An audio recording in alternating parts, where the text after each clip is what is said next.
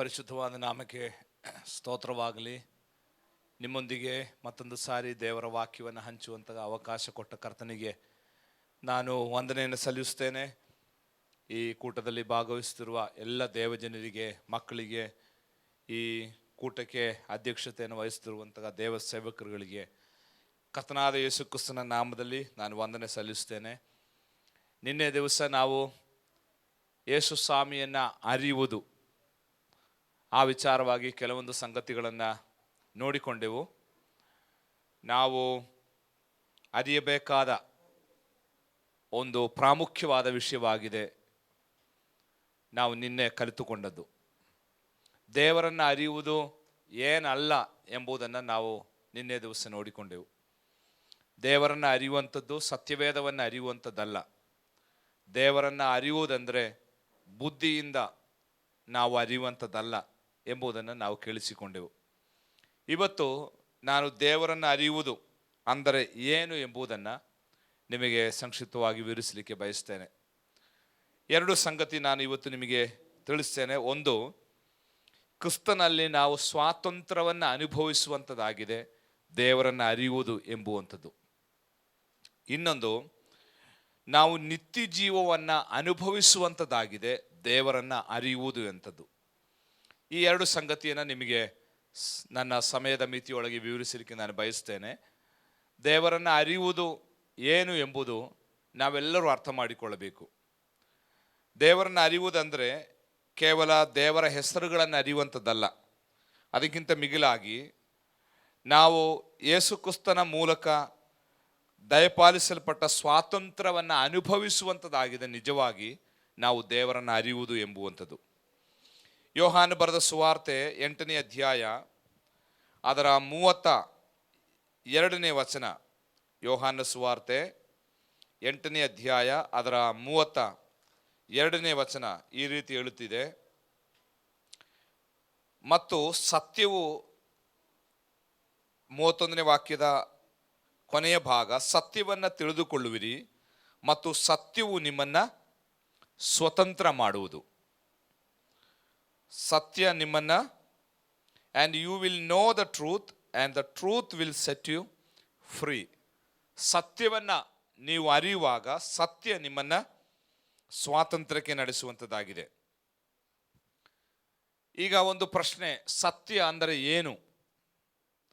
ಒಮ್ಮೆ ಪಿಲಾತನ ಮುಂದೆ ನಿಂತಿರುವ ಯೇಸುವನ್ನು ನೋಡಿ ಪಿಲಾತನು ಸತ್ಯ ಅಂದರೆ ಏನು ಎಂಬುದಾಗಿ ಕೇಳಿದ. ಪಿಲಾತನಿಗೆ ನಿಜವಾದ ಸತ್ಯ ಆತನ ಮುಂದೆ ನಿಂತಿದ್ದಾಗಿಯೂ ಸತ್ಯ ಏನೆಂಬುದಾಗಿ ತಿಳಿದುಕೊಳ್ಳುವಷ್ಟು ಗ್ರಹಿಕೆ ಇರಲಿಲ್ಲ. ನಾವು ಯೋಹಾನ ಸುವಾರ್ತೆ 17ನೇ ಅಧ್ಯಾಯದ 17ನೇ ವಾಕ್ಯದಲ್ಲಿ ಯೇಸು ಸ್ವಾಮಿಯ ಪ್ರಾರ್ಥನೆಯಲ್ಲಿ ಸ್ವಾಮಿ ಹೇಳಿದ, ನಿನ್ನ ವಾಕ್ಯವು ಸತ್ಯವಾಗಿದೆ, ನಿನ್ನ ವಾಕ್ಯವು ಸತ್ಯವಾಗಿದೆ. ಯೋಹಾನ ಸುವಾರ್ತೆ 14ನೇ ಅಧ್ಯಾಯದ 6ನೇ ವಾಕ್ಯದಲ್ಲಿ ಯೇಸು ಕ್ರಿಸ್ತನು ತನ್ನ ಕುರಿತಾಗಿ ನಾನು ಯಾರಾಗಿದ್ದೇನೆ ಎಂಬುದಾಗಿ ಹೇಳುವಾಗ ನಾನು ಸತ್ಯವಾಗಿದ್ದೇನೆ ಎಂಬುದಾಗಿ ಹೇಳುತ್ತಿದ್ದಾನೆ. ಸತ್ಯ ಅಂದರೆ ಏನು?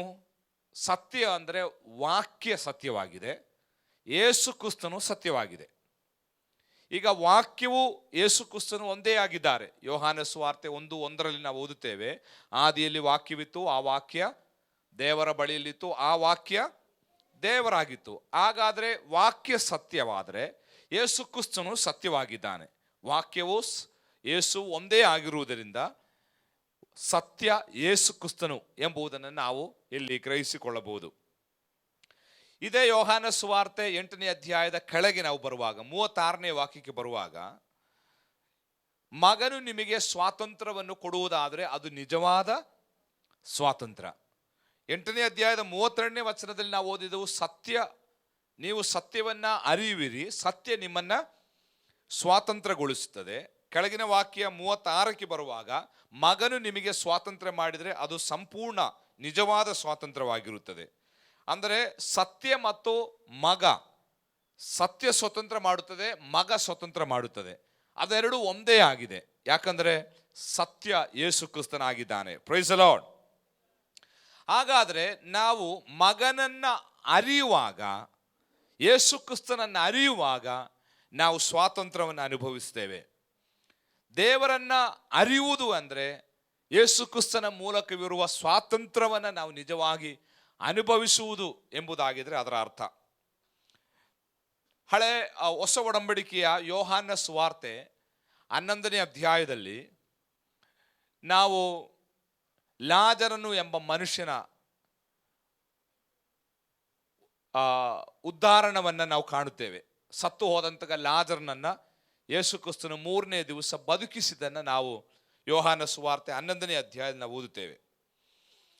ಈ ಲಾಜರನನ್ನು ನಾವು ಕಲಿಯುವುದಾದರೆ, ಲಾಜರನು 3 ಅವಸ್ಥೆಯಲ್ಲಿ ಹಾದು ಹೋದನು. ಆತನ ಮೊದಲನೇ ಅವಸ್ಥೆ ಸತ್ತು ಕೊಳೆತು ಹೋದ ಒಂದು ಅವಸ್ಥೆ. ಸ್ವಾಮಿ ಅಲ್ಲಿಗೆ ಬಂದಾಗ ಆತನು ಸತ್ತು 4 ದಿವಸವಾಗಿ ಕೊಳೆತು ಹೋದವನಾಗಿದ್ದನು. ಎರಡನೇ ಅವಸ್ಥೆ, ಆತನು ಎದ್ದು ಬಂದನು. ಸತ್ತ ಅನುಭವದಿಂದ ಲಾಜರನು ಎದ್ದು ಬಂದನು. ಆದರೆ ಆತನು ಸ್ವಾತಂತ್ರ್ಯದಲ್ಲಿ ಎದ್ದು ಬಂದಿಲ್ಲ. ಆತನು ಎದ್ದು ಬಂದಾಗಿಯೂ ಆತನು ಕಟ್ಟಲ್ಪಟ್ಟವನಾಗಿದ್ದಾನೆ.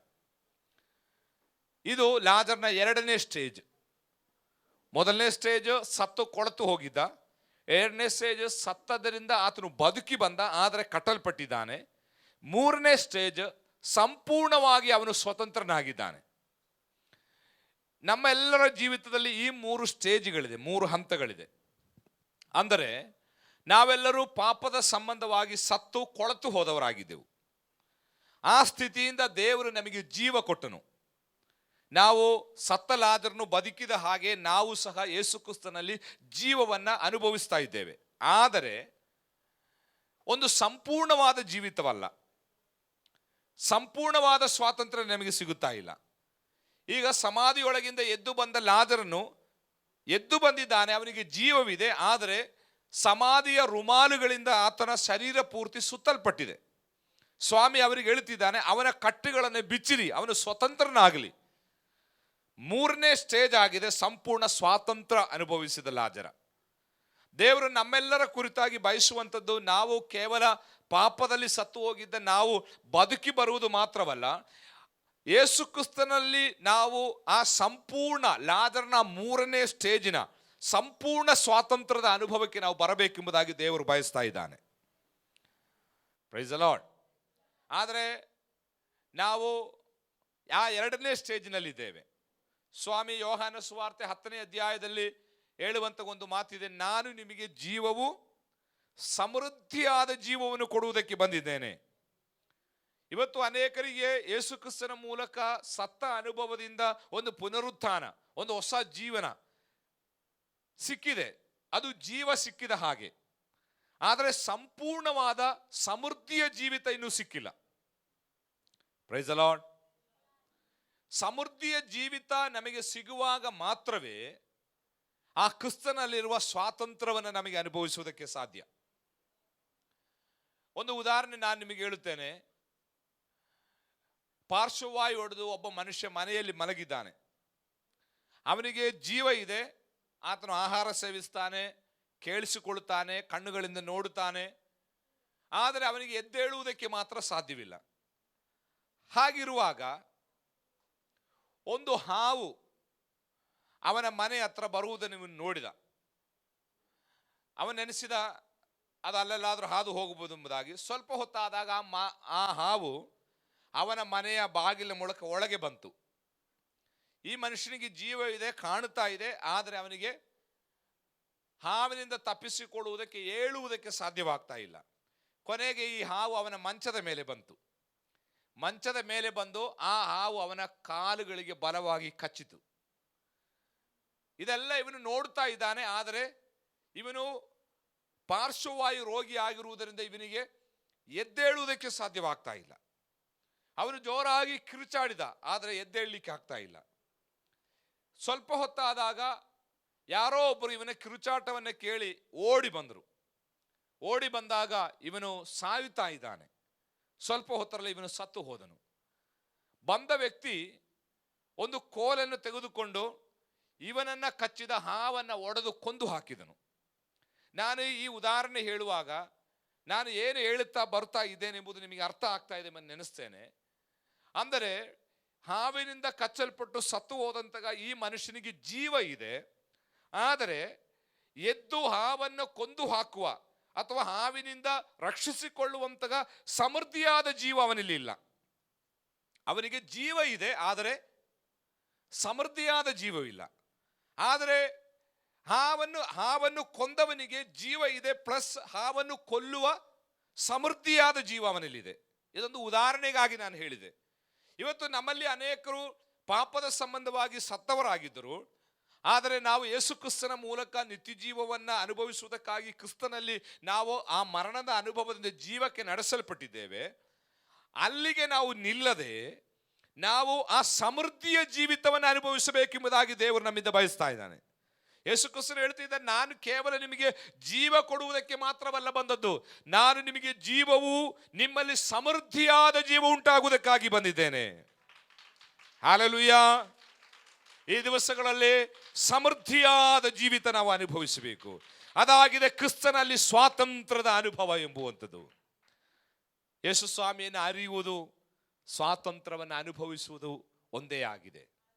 Hallelujah, hallelujah. ನಾನು ನಿಮ್ಮಲ್ಲಿ ಕೇಳುತ್ತೇನೆ, ನೀವು ನಿಜವಾಗಿ ಈ ಸಮೃದ್ಧಿಯ ಅನುಭವದಲ್ಲಿದ್ದೀರಾ? ನಿಜವಾಗಿ ನೀವು ಈ ಸ್ವಾತಂತ್ರ್ಯವನ್ನು ಅನುಭವಿಸ್ತಾ ಇದ್ದೀರಾ? ಇಲ್ಲದೇ ಇದ್ದರೆ ನೀವು ಕೇವಲ ರಕ್ಷಣೆ ಹೊಂದಿ ಮರಣದಿಂದ ತಪ್ಪಿಸಿಕೊಂಡ ಲಾಜರನ ಹಾಗೆ ಕಟ್ಟುಗಳಿಂದ ಬಂಧಿಸಲ್ಪಟ್ಟ ಒಬ್ಬ ವ್ಯಕ್ತಿಯೇ ಹೊರತು ನೀವು ಸಂಪೂರ್ಣ ಸ್ವಾತಂತ್ರ್ಯಕ್ಕೆ ಬಂದಿಲ್ಲ. ಆದರೆ ಯೇಸು ಕ್ರಿಸ್ತನು ಬಂದಿರುವಂಥದ್ದು ನಮ್ಮನ್ನು ಎಲ್ಲ ಕಟ್ಟುಪಾಡುಗಳಿಂದ ಬಿಡಿಸಿ ಸಂಪೂರ್ಣ ಸ್ವಾತಂತ್ರ್ಯವನ್ನು ಅನುಭವಿಸುವುದಕ್ಕೋಸ್ಕರವಾಗಿದೆ. ಹಲ್ಲೆಲೂಯಾ. ಈ ವಿಷಯವನ್ನು ನಾವು ಕಲಿಯಬೇಕಾದರೆ ಎಫೆಸದವರಿಗೆ ಬರೆದ ಪತ್ರಿಕೆಯನ್ನು ಕಲಿಯಬೇಕು. ಎಫೆಸದವರಿಗೆ ಪೌಲನು ಬರೆದ ಪತ್ರಿಕೆಯಲ್ಲಿ ಫ್ರೀಡಮ್ ಇನ್ ಕ್ರೈಸ್ಟ್, ಯೇಸು ಕ್ರಿಸ್ತನಲ್ಲಿರುವ ಸ್ವಾತಂತ್ರ್ಯ ಏನು ಎಂಬುದಾಗಿ ಪೌಲನು ವಿವರಿಸ್ತಾ ಇದ್ದಾನೆ. 5ನೇ ಅಧ್ಯಾಯದಲ್ಲಿ ಪೌಲ ಹೇಳ್ತಾ ಇದ್ದಾನೆ, ಕ್ರಿಸ್ತನು ನೀವು ಸ್ವಾತಂತ್ರ್ಯದಲ್ಲಿ ಇರಬೇಕೆಂಬುದಾಗಿ ನಿಮಗೆ ಸ್ವಾತಂತ್ರ್ಯವನ್ನು ದಯಪಾಲಿಸಿದ್ದಾನೆ. ನೀವು ಅದರಲ್ಲಿ ಸ್ಥಿರವಾಗಿ ನಿಲ್ಲಿರಿ, ದಾಸತ್ವದ ನೊಗದಲ್ಲಿ ತಿರುಗಿ ಸಿಕ್ಕಿಕೊಳ್ಳಬೇಡಿರಿ. ಯೇಸು ಕ್ರಿಸ್ತನು ನಮ್ಮನ್ನ ಬಿಡುಗಡೆ ಮಾಡಿರುವಂಥದ್ದು ಸಂಪೂರ್ಣವಾದ ಸ್ವಾತಂತ್ರ್ಯವನ್ನು ಅನುಭವಿಸುವುದಕ್ಕೋಸ್ಕರವಾಗಿದೆ. ಹಲ್ಲೆಲೂಯಾ. ಯಾವ ಯಾವ ವಿಚಾರಗಳಲ್ಲಿ ನಮಗೆ ಸ್ವಾತಂತ್ರ್ಯ ಸಿಗಬೇಕು? ಒಂದನೇದಾಗಿ ಪಾಪದಿಂದ ನಮಗೊಂದು ಸ್ವಾತಂತ್ರ್ಯ ಸಿಗಬೇಕು. ಫ್ರೀಡಮ್ ಫ್ರಮ್ ಸಿನ್. ನಾನು ನಿಮಗೆ ಹೇಳುತ್ತೇನೆ, ನಮ್ಮಲ್ಲಿ ಅನೇಕರು ಪಾಪ ಕ್ಷಮಿಸಲ್ಪಟ್ಟವರಾಗಿದ್ದೇವೆ. ಯೇಸು ಕ್ರಿಸ್ತನನ್ನ ನಾವು ನಂಬಿ ನಮ್ಮ ತಪ್ಪುಗಳನ್ನು ಅರಿಕೆ ಮಾಡಿಕೊಂಡು ಪಶ್ಚಾತ್ತಾಪದ ಹೃದಯದೊಡನೆ ಯೇಸುವೆ ನನ್ನ ಪಾಪವನ್ನು ತೊಳೆ, ನನ್ನನ್ನು ನಿನ್ನ ಮಗನಾಗಿ ಮಾರ್ಪಡಿಸು ಎಂಬುದಾಗಿ ನಾವು ದೇವರ ಬಳಿಯಲ್ಲಿ ಪ್ರಾರ್ಥಿಸಿದಾಗ ಬೈಬಲ್ ಸ್ಪಷ್ಟವಾಗಿ ಹೇಳುತ್ತಾ ಇದೆ, ಯೇಸು ಕ್ರಿಸ್ತನ ರಕ್ತ ನಮ್ಮ ಸಕಲ ಪಾಪವನ್ನು ಶುದ್ಧೀಕರಿಸಿ ನಮ್ಮ ಪಾಪವನ್ನು ನಿವಾರಣೆ ಮಾಡಿ ನಮ್ಮನ್ನ ಶುದ್ಧೀಕರಿಸುವಂಥದ್ದಾಗಿದೆ. ಹಲ್ಲೆಲೂಯಾ. ನಮ್ಮನ್ನು ಕೇಳುತ್ತಿರುವ ಯಾರಾದರೂ ಪಾಪದ ಬಂಧನದಲ್ಲಿ ಇವತ್ತು ಕಟ್ಟಲ್ಪಟ್ಟವರಾಗಿ ಪಾಪದ ನಿಮಿತ್ತ ನೀವು ಹೃದಯದಲ್ಲಿ ಕೊರಗುತ್ತಾ, ಅಯ್ಯೋ ನನ್ನ ಪಾಪದಿಂದ ಬಿಡುಗಡೆಗೊಳಿಸುವುದಕ್ಕೆ ಲೋಕದಲ್ಲಿ ಯಾರಿದ್ದಾರೆ ಎಂಬುದಾಗಿ ಅಲೆದಾಡುತ್ತಾ ಪಾಪದ ವೇದನೆ ಹೊತ್ತುಕೊಂಡು ನೀವು ಮನಸ್ಸಾಕ್ಷಿಯಲ್ಲಿ ಚುಚ್ಚಲ್ಪಟ್ಟವರಾಗಿ ವೇದನೆ ಅನುಭವಿಸುತ್ತಿರುವುದಾದರೆ, ಪಾಪ ಪರಿಹಾರಕ್ಕೆ ಯೇಸು ಕ್ರಿಸ್ತನು ಇವತ್ತಿಗೆ 2000 ವರ್ಷಗಳ ಹಿಂದೆ ಶಿಲುಬೆಯ ಮೇಲೆ ಹೆಜ್ಜಾರ್ಪಿತನಾದನು. ಯೇಸುವೇ ನನ್ನನ್ನು ಕ್ಷಮಿಸು, ನಿನ್ನ ಪರಿಶುದ್ಧವಾದ ರಕ್ತದಿಂದ ನನ್ನ ಪಾಪವನ್ನು ತೊಳೆಯ ಮಾಡು ಎಂಬುದಾಗಿ ಪ್ರಾರ್ಥಿಸುವುದಾದರೆ, ನಂಬಿಕೆಯ ಮೂಲಕ ದೇವರು ನಿಮ್ಮನ್ನ ಪಾಪ ಕ್ಷಮಾಪಣೆ ಕೊಟ್ಟು ನೀತಿವಂತರೆಂಬ ಆ ಪದವಿಗೆ ಆತನು ಸೇರಿಸುವ ಆತನಾಗಿದ್ದಾನೆ. Hallelujah, hallelujah. ಯೇಸು ಕ್ರಿಸ್ತನು ನಮ್ಮ ಪಾಪದಿಂದ ನಮ್ಮನ್ನು ತೊಳೆಯುವವನಾಗಿದ್ದಾನೆ. ಆದರೆ ಮತ್ತಾಯನ ಸುವಾರ್ತೆ 2ನೇ ಅಧ್ಯಾಯಕ್ಕೆ ಬರುವಾಗ, 1ನೇ ಅಧ್ಯಾಯಕ್ಕೆ ನಾವು ಬರುವಾಗ ಅದರ 21ನೇ ವಚನದಲ್ಲಿ ಜೋಸೆಫನಿಗೆ ಯೇಸು ಸ್ವಾಮಿ ಹುಟ್ಟಿದ ಸಮಯದಲ್ಲಿ ದೇವದೂತನು ಹೇಳಿದಂತಹ ಒಂದು ಸಂದೇಶವಿದೆ. ಜನರನ್ನ ಅವರ ಪಾಪಗಳಿಂದ ಬಿಡಿಸಿ ಕಾಯುವುದಕ್ಕೆ ಅಥವಾ ಅವರ ಪಾಪಗಳಿಂದ ಅವರನ್ನು ಬಿಡಿಸುವುದಕ್ಕಾಗಿ ನಿಮಗೋಸ್ಕರ ದಾವೀದೂರಿನಲ್ಲಿ ಒಬ್ಬನು ಹುಟ್ಟಿದ್ದಾನೆ.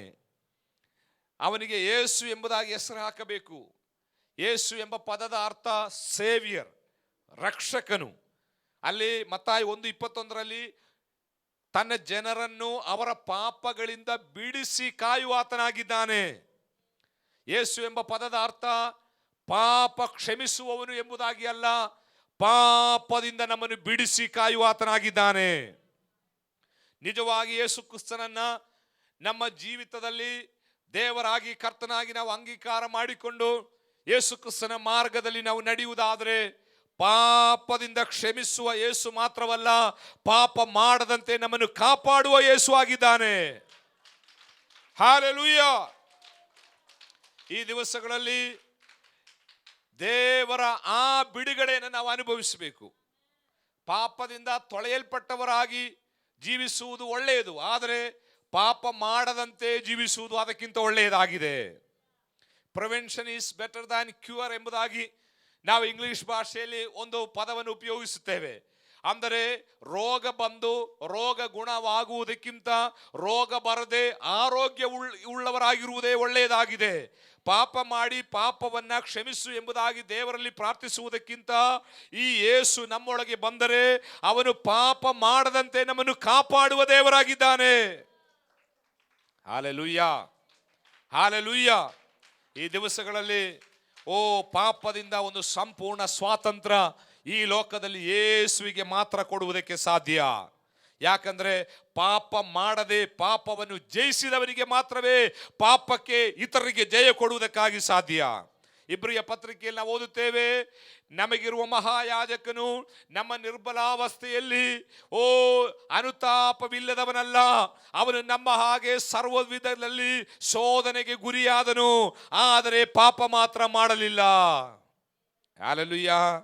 ಯೇಸು ಕ್ರಿಸ್ತನು ಈ ಲೋಕದಲ್ಲಿ ನಮ್ಮ ಹಾಗೆ ಸರ್ವ ವಿಷಯಗಳಲ್ಲಿ ಶೋಧಿಸಲ್ಪಟ್ಟನು, ಆದರೆ ಯೇಸು ಸ್ವಾಮಿ ಪಾಪ ಮಾತ್ರ ಮಾಡಲಿಲ್ಲ, ಪಾಪದ ಮೇಲೆ ಜಯ ಹೊಂದಿದನು. ಯೇಸು ಸ್ವಾಮಿಯನ್ನ ಪಾಪಕ್ಕೆ ಪ್ರೇರೇಪಿಸುವುದಕ್ಕಾಗಿ, ಶೋಧನೆಗೆ ಒಳಪಡಿಸುವುದಕ್ಕಾಗಿ ಸೈತಾನನು 3 ಸಾರಿ ಪರಿಶ್ರಮಿಸಿದಾಗಿ ಮತ್ತಾಯನ ಸುವಾರ್ತೆ 4ನೇ ಅಧ್ಯಾಯ ನಾವು ಓದುತ್ತೇವೆ. ಆ 3 ಶೋಧನೆಗಳನ್ನು ಯೇಸು ಕ್ರಿಸ್ತನು ಜಯಿಸಿ ಪಾಪದ ಮೇಲೆ ಜಯಶಾಲಿಯಾದನು. ಹಲ್ಲೆಲೂಯಾ. ಹೀಗೆ ಶೋಧನೆಗಳ ಮೇಲೆ ಜಯ ಹೊಂದಿದವನಿಗೆ ಮಾತ್ರವೇ ಶೋಧನೆಯಲ್ಲಿ ಹಾದು ಹೋಗುವವರಿಗೆ ಜಯ ಕೊಡುವುದಕ್ಕೆ ಸಾಧ್ಯ. ಆದ್ದರಿಂದ ನನ್ನನ್ನು ಕೇಳುತ್ತಿರುವ ಪ್ರಿಯರಿಗೆ ನಾನು ಹೇಳುತ್ತೇನೆ, ಯೇಸು ಕ್ರಿಸ್ತನು ನಮ್ಮ ಪಾಪಗಳಿಂದ ಕ್ಷಮಿಸುವ ಆತನು ಮಾತ್ರವಲ್ಲ, ನೀನು ಪಾಪದ ಶೋಧನೆಗೆ ಒಳಗಾಗುವಾಗ, ಟೆಂಪ್ಟೇಷನ್ಗೆ ಒಳಗಾಗುವಾಗ ಪಾಪ ಮಾಡದಂತೆ ನಿನ್ನ ಸಂಗಡವಿದ್ದು ನಿನ್ನನ್ನು ಕಾಯುವ ಯೇಸು ಆಗಿದ್ದಾನೆ ನಮ್ಮ ಯೇಸು. Hallelujah, hallelujah. ಲೂಕನ ಸುವಾರ್ತೆ 4:18 ನಜರೇತಿನ ಸಭಾಮಂದಿರದಲ್ಲಿ ಯೇಸು ಸ್ವಾಮಿ ಕೊಟ್ಟಂತಹ ಮೊದಲ ಸಂದೇಶದಲ್ಲಿ, ತಂದೆಯಾದ ದೇವರು ನನ್ನನ್ನು ಅಭಿಷೇಕಿಸಿದ್ದಾನೆ, ಯಾತಕ್ಕಾಗಿ? ಸೆರೆಯಲ್ಲಿರುವವರಿಗೆ ಬಿಡುಗಡೆ ಕೊಡುವುದಕ್ಕಾಗಿ, ಬಡವರಿಗೆ ಶುಭ ಸಮಾಚಾರವನ್ನು ಸಾರುವುದಕ್ಕಾಗಿ ಕರ್ತನ ಆತ್ಮವು ನನ್ನ ಮೇಲಿದೆ. ಅದನ್ನು ಹೇಳಿದ ಮೇಲೆ ಸ್ವಾಮಿ ಹೇಳ್ತಾ ಇದ್ದಾನೆ, ಈ ಕರ್ತನ ಆತ್ಮ ನನ್ನ ಮೇಲಿರುವುದರ ಕಾರಣ ನಾನು ಸೆರೆಯಲ್ಲಿರುವವರನ್ನು ಬಿಡುಗಡೆಗೆ ತರುತ್ತೇನೆ. ಇವತ್ತು ಅನೇಕ ಸೆರೆಗಳಲ್ಲಿ ಬಿದ್ದಂಥವರು ನಮ್ಮ ಸುತ್ತಮುತ್ತಲಿದ್ದಾರೆ. ಪಾಪದ ಸೆರೆಯಲ್ಲಿ ಬಂಧಿಸಲ್ಪಟ್ಟ ನೂರಾರು ಜನರು ನಮ್ಮ ಸುತ್ತಮುತ್ತಲಿದ್ದಾರೆ. ಅವರಿಗೆ ಆ ಪಾಪದ ಸೆರೆಯಿಂದ ಹೊರಗೆ ಬರಬೇಕೆಂಬುದಾಗಿ ಬಯಕೆ ಇದ್ದಾಗಿಯೂ ಅವರನ್ನು ಆ ಸೆರೆ ಬಿಡುತ್ತಾ ಇಲ್ಲ. ಮದ್ಯಪಾನದ ಸೆರೆಯಲ್ಲಿ, ವ್ಯಭಿಚಾರದ ಸೆರೆಯಲ್ಲಿ, ಧೂಮಪಾನದ ಸೆರೆಯಲ್ಲಿ, ವಿವಿಧ ಪಾಪ ಕೃತ್ಯಗಳ ಸೆರೆಯಲ್ಲಿ ಕೋಟಿ ಕೋಟಿ ಜನರು ಆ ಬಂಧನದಲ್ಲಿದ್ದಾರೆ. ಆದರೆ ಯೇಸು ಸ್ವಾಮಿ ಹೇಳುತ್ತಿದ್ದಾನೆ, ನನ್ನನ್ನು ತಂದೆಯಾದ ದೇವರು ಪವಿತ್ರಾತ್ಮನಲ್ಲಿ ಅಭಿಷೇಕ ಮಾಡಿದ್ದು ಸೆರೆಯಲ್ಲಿರುವವರಿಗೆ ಬಿಡುಗಡೆ ಕೊಡುವುದಕ್ಕಾಗಿದೆ. ಇವತ್ತು ನಮ್ಮ ಈ ಮಾತುಗಳನ್ನು ಮಾಧ್ಯಮದ ಮೂಲಕ ಕೇಳುತ್ತಿರುವಂತಹ ಪ್ರಿಯರಿಗೆ ನಮಗೆ ಕೊಳ್ಳಿಕ್ಕಿರುವ ಸಂದೇಶ, ನೀವು ಎಷ್ಟೇ ಪಾಪದ ಸೆರೆಯಲ್ಲಿ ಬಿದ್ದಲ್ಪಟ್ಟವರಾದರೂ ಈ ಸೆರೆಯಿಂದ ಯಾರು ನನ್ನನ್ನು ರಕ್ಷಿಸುತ್ತಾರೆ ಎಂಬುದಾಗಿ ಕೂಗಿಕೊಳ್ಳುವರಾದರೆ, ಈಗೋ ನಿಮಗೊಂದು ಶುಭ ಸಮಾಚಾರವನ್ನು ನಾವು ಕೊಡುತ್ತೇವೆ. ಯೇಸು ಕ್ರಿಸ್ತನನ್ನು ನೀವು ನಂಬುವುದಾದರೆ ಆತನು ನಿಮ್ಮ ಸಕಲ ಪಾಪಗಳಿಂದ ನಿಮ್ಮನ್ನು ಶುದ್ಧೀಕರಿಸಿ ನೀತಿವಂತರನ್ನಾಗಿ ಮಾಡಲು ಆತನು ಶಕ್ತನಾದ ದೇವರಾಗಿದ್ದಾನೆ. ಹಲ್ಲೆಲೂಯಾ. ಪವಿತ್ರ ಬೈಬಲ್ ಹೇಳುತ್ತಾ ಇದೆ, ಕರ್ಮಗಳಿಂದ ಯಾವುದೇ ಯಜ್ಞ ಹೋಮಗಳಿಂದ, ಯಾವುದೇ ಪುಣ್ಯ ಕ್ರಿಯೆಗಳಿಂದ ನಮಗೆ ಪಾಪ ಕ್ಷಮಾಪಣೆ ಸಿಗುವಂಥದ್ದಲ್ಲ. ನಂಬಿಕೆಯ ಮೂಲಕ ಯೇಸುವಿನ ರಕ್ತದಲ್ಲಿ ಆಶ್ರಯಿಸುವುದರ ಮೂಲಕ ನಮ್ಮ ಪಾಪಗಳು ಕ್ಷಮಿಸಲ್ಪಡುತ್ತದೆ. ಆದ್ದರಿಂದ ನಮ್ಮ ಮಾತನ್ನು ಕೇಳುತ್ತಿರುವ ನೀವು ಪಾಪದ ಸೆರೆಯಲ್ಲಿ ಬಿದ್ದಿರುವುದಾದರೆ ಯೇಸು ಕ್ರಿಸ್ತನು ಅಭಿಷೇಕ್ತನು, ಆತನ ಮೇಲಿರುವ ಅಭಿಷೇಕ ಪಾಪದಲ್ಲಿ ಸೆರೆಯಲ್ಲಿ ಬಿದ್ದವರನ್ನು ಸ್ವತಂತ್ರ ಮಾಡುವ ಅಭಿಷೇಕವಾಗಿದೆ. ಆ ಯೇಸುವಿನ ಸಾನ್ನಿಧ್ಯ, ಆ ಯೇಸುವಿನ ಶಕ್ತಿ ಇವತ್ತು ಸಹ ಇಲ್ಲಿ ಇದೆ. ನೀವು ನಂಬಿ ಪ್ರಾರ್ಥನೆ ಮಾಡುವುದಾದರೆ ನಿಮ್ಮನ್ನು ಸೆರೆಯೊಳಗಿಂದ ಬಿಡಿಸಿ ಸ್ವಾತಂತ್ರ್ಯದ ಅನುಭವಕ್ಕೆ ನಡೆಸುವುದಕ್ಕೆ ಯೇಸುವಿಗೆ ಶಕ್ತಿ ಇದೆ. Hallelujah, hallelujah. ನಾನು ನಿಮಗೆ ಹೇಳಿದೆ, ಪಾಪ ಕ್ಷಮಿಸುವುದು, ಪಾಪ ಮಾಡದಂತೆ ಕಾಪಾಡುವುದು ಬಹಳ ವ್ಯತ್ಯಾಸವುಳ್ಳ ಸಂಗತಿ. ಒಂದು ಉದಾಹರಣೆ ಹೇಳಿ ನಾನು ಮುಂದಕ್ಕೆ ಹೋಗ್ತೇನೆ. ನಿಮಗೊಬ್ಬ ಮಗನಿದೆ ಎಂಬುದಾಗಿಟ್ಟುಕೊಳ್ಳಿ. ನೀವು ಕೆಲಸಕ್ಕೆ ಹೋಗುವಾಗ ನಿಮ್ಮ ಮಗನೊಬ್ಬನೇ ಮನೆಯಲ್ಲಿದ್ದಾನೆ. ಆವಾಗ ನೀವು ಅವನಿಗೆ ಒಂದು ಸಲಹೆ ಕೊಟ್ಟಿದ್ದೀರಿ, ಬಾಗಿಲು ತೆರೆದು ನೀನು ಹೊರಗೆ ಹೋಗಬಾರದು, ಅಮ್ಮ ಸಂಜೆ ಬರುತ್ತಾರೆ, ಬರುವ ತನಕ ನೀನು ಮನೆಯೊಳಗೆ ಇರಬೇಕು. ಯಾಕೆ? ನೀನು ಬಾಗಿಲು ತೆರೆದು ಹೊರಗೆ ಹೋದರೆ ಹೊರಗಡೆಯಲ್ಲಿ ರಸ್ತೆಯಲ್ಲಿ ಡ್ರೈನೇಜಿನ ಕೆಲಸ ನಡೆಯುತ್ತಾ ಇದೆ. JCB ಬಂದು ದೊಡ್ಡ ದೊಡ್ಡ ಗುಳಿಗಳನ್ನು, ಹೊಂಡವನ್ನು ತೋಡ್ತಾ ಇದ್ದಾರೆ. ನೀನು ಆಟವಾಡುವುದಕ್ಕಾಗಿ ಹೊರಗೆ ಹೋದರೆ ನೀನು ಹೊಂಡದಲ್ಲಿ ಬೀಳ್ತೀಯ. ನಿನ್ನನ್ನು ಅಲ್ಲಿಂದ ಎತ್ತಲಿಕ್ಕೆ ಯಾರೂ ಇರುವುದಿಲ್ಲ. ಆದ್ದರಿಂದ ನೀನು ಇವತ್ತು ಆಟ ಆಡಬಾರ್ದು, ಮನೆಯಲ್ಲೇ ಇರಬೇಕು. ಇದು ರಸ್ತೆಯೆಲ್ಲ ಸರಿ ಆದ ಮೇಲೆ ಆಡೋಣ. ಮಗನು ಓಕೆ ಎಂಬುದಾಗಿ ಹೇಳಿ ಬಾಗಿಲು ಮುಚ್ಚಿ ತಂದೆ ಕೆಲಸಕ್ಕೆ ಹೋದನು. ತಾಯಿಯು ಮನೆಯಲ್ಲಿಲ್ಲ. ಸ್ವಲ್ಪ ಹೊತ್ತು ಆದಾಗ ಈ ಮಗನಿಗೆ ಒಂದು ಆಸೆ, ಹೊರಗೆ ಹೋಗಿ ಆಟ ಆಡಬೇಕು. ಅವನು ಬಾಗಿಲು ತೆರೆದು ತಂದೆಯ ಅಪ್ಪಣೆಯನ್ನು ಮೀರಿ ಆತನು ರಸ್ತೆಗೆ ಬಂದ. ರಸ್ತೆ ಎಲ್ಲ ಹೊಂಡ ತೋಡಿದೆ. ಇವನು ಆಟ ಆಡುತ್ತಾ ಜಾರಿ ಆ ಹೊಂಡಕ್ಕೆ ಬಿದ್ದ. ಹೊಂಡದಲ್ಲಿ ಬಿದ್ದು ಅವನು ಮೇಲಕ್ಕೆ ಏರುವುದಕ್ಕಾಗಿ ಬಹಳಷ್ಟು ಪರಿಶ್ರಮಿಸಿದ. ಆದರೆ ಹೊಂಡ ಬಹಳ ಆಳವಿರುವುದರಿಂದಲೂ ಅವನಿಗೆ ಏರಿ ಬರುವುದಕ್ಕೆ ಸಾಧ್ಯತೆ ಇಲ್ಲದಿರುವುದರಿಂದ ಆ ಹೊಂಡದಲ್ಲೇ ಆತನು ಸಂಜೆ ತನಕ ಇದ್ದ, ಅಳುತ್ತಾ ಇದ್ದ. ಕೊನೆಗೆ ಸಂಜೆ ತಂದೆ ಬಂದಾಗ ಒಂದು ಅಳು ಹೊಂಡದಿಂದ ಕೇಳಿತು, ಅಪ್ಪಾ ನನ್ನನ್ನು ರಕ್ಷಿಸು ಎಂಬುದಾಗಿ. ಆವಾಗ ತಂದೆ ಆ ಹೊಂಡದ ಬದಿಗೆ ಬಂದು ಇಣುಕಿ ನೋಡಿದಾಗ ತನ್ನ ಮುದ್ದು ಮಗನು ಹೊಂಡದಲ್ಲಿ ಬಿದ್ದಿದ್ದಾನೆ. ಆ ಮಗ ಹೊಂಡದಿಂದ ಹೀಗೆ ಹೇಳಿದ, ನೀನು ಬೆಳಿಗ್ಗೆ ನನಗೆ ಹೇಳಿದ್ದಿ ಬಾಗಿಲು ತೆರೆದು ಹೊರಗೆ ಹೋಗಬಾರದು, ಆದ್ದರಿಂದ ನಾನು ನಿನ್ನ ಮಾತನ್ನು ಮೀರಿ ಈ ಅವಸ್ಥೆಗೆ ಬಂದೆ. ಆದ್ದರಿಂದ ಅಪ್ಪ, ನಾನು ನಿನಗೆ ವಿರೋಧವಾಗಿ ತಪ್ಪು ಮಾಡಿದ್ದೆ, ನಿನ್ನ ಮಾತನ್ನು ನಾನು ಕೇಳಲಿಲ್ಲ, ಆದ್ದರಿಂದ ನನ್ನನ್ನು ತಪ್ಪನ್ನು ಕ್ಷಮಿಸು ಎಂಬುದಾಗಿ ಆ ಮಗ ಗುಳಿಗೊಳಗಿಂದ ಹೇಳಿದಾಗ ಕರುಣೆಯುಳ್ಳ ತಂದೆ ಏನು ಹೇಳಿದನು ಗೊತ್ತಾ? ಹೌದು ಮಗನೇ, ನನ್ನ ಮಾತನ್ನು ನೀನು ಮೀರಿದ್ದರಿಂದ ನೀನು ಈ ಸ್ಥಿತಿಗೆ ಬಂದಿದ್ದಿ.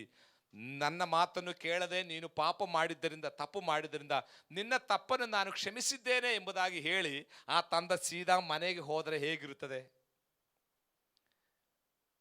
ಅವನು ಹೇಳಿದ್ದೇನು, ನಾನು ನಿನಗೆ ವಿರೋಧವಾಗಿ ತಪ್ಪು ಮಾಡಿದೆ, ನನ್ನನ್ನು ಕ್ಷಮಿಸು ತಂದೆ ಎಂಬುದಾಗಿ ಹೇಳಿದಾಗ ತಂದೆ ಹೇಳ್ತೇನೆ, ಹೌದು ಮಗನೇ, ನಾನು ನಿನ್ನನ್ನು ಮನಪೂರ್ವಕವಾಗಿ ಕ್ಷಮಿಸಿದ್ದೇನೆ. ಹಾಗೆ ಹೇಳಿ ತಂದೆ ಮನೆಗೆ ಹೋದರೆ ಹೇಗಿರುತ್ತದೆ? ಆ ತಂದೆ ಏನು ಮಾಡಬೇಕು?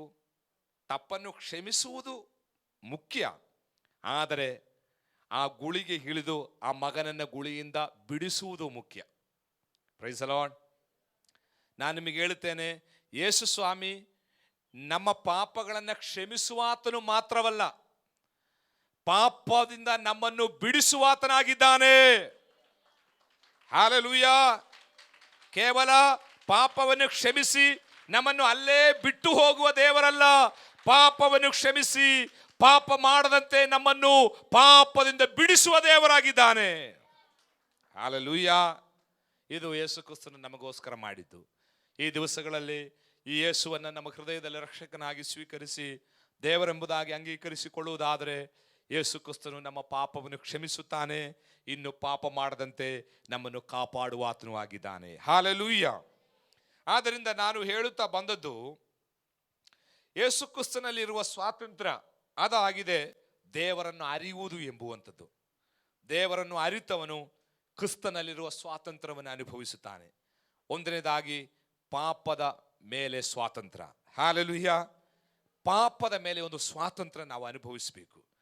ನಮ್ಮಲ್ಲಿ ಹೆಚ್ಚು ಪಾಲು ಜನರು ಪಾಪ ಮಾಡಿ, ಸ್ವಾಮಿ ನನ್ನನ್ನು ತೊಳೆ ಎಂಬುದಾಗಿ ಎಲ್ಲ ಭಾನುವಾರ ಬಂದು ಪ್ರಾರ್ಥನೆ ಮಾಡುತ್ತೇವೆ. ಸ್ವಾಮಿಗೆ ನಿಮ್ಮನ್ನು ತೊಳೆದು ಸಾಕಾಯಿತು.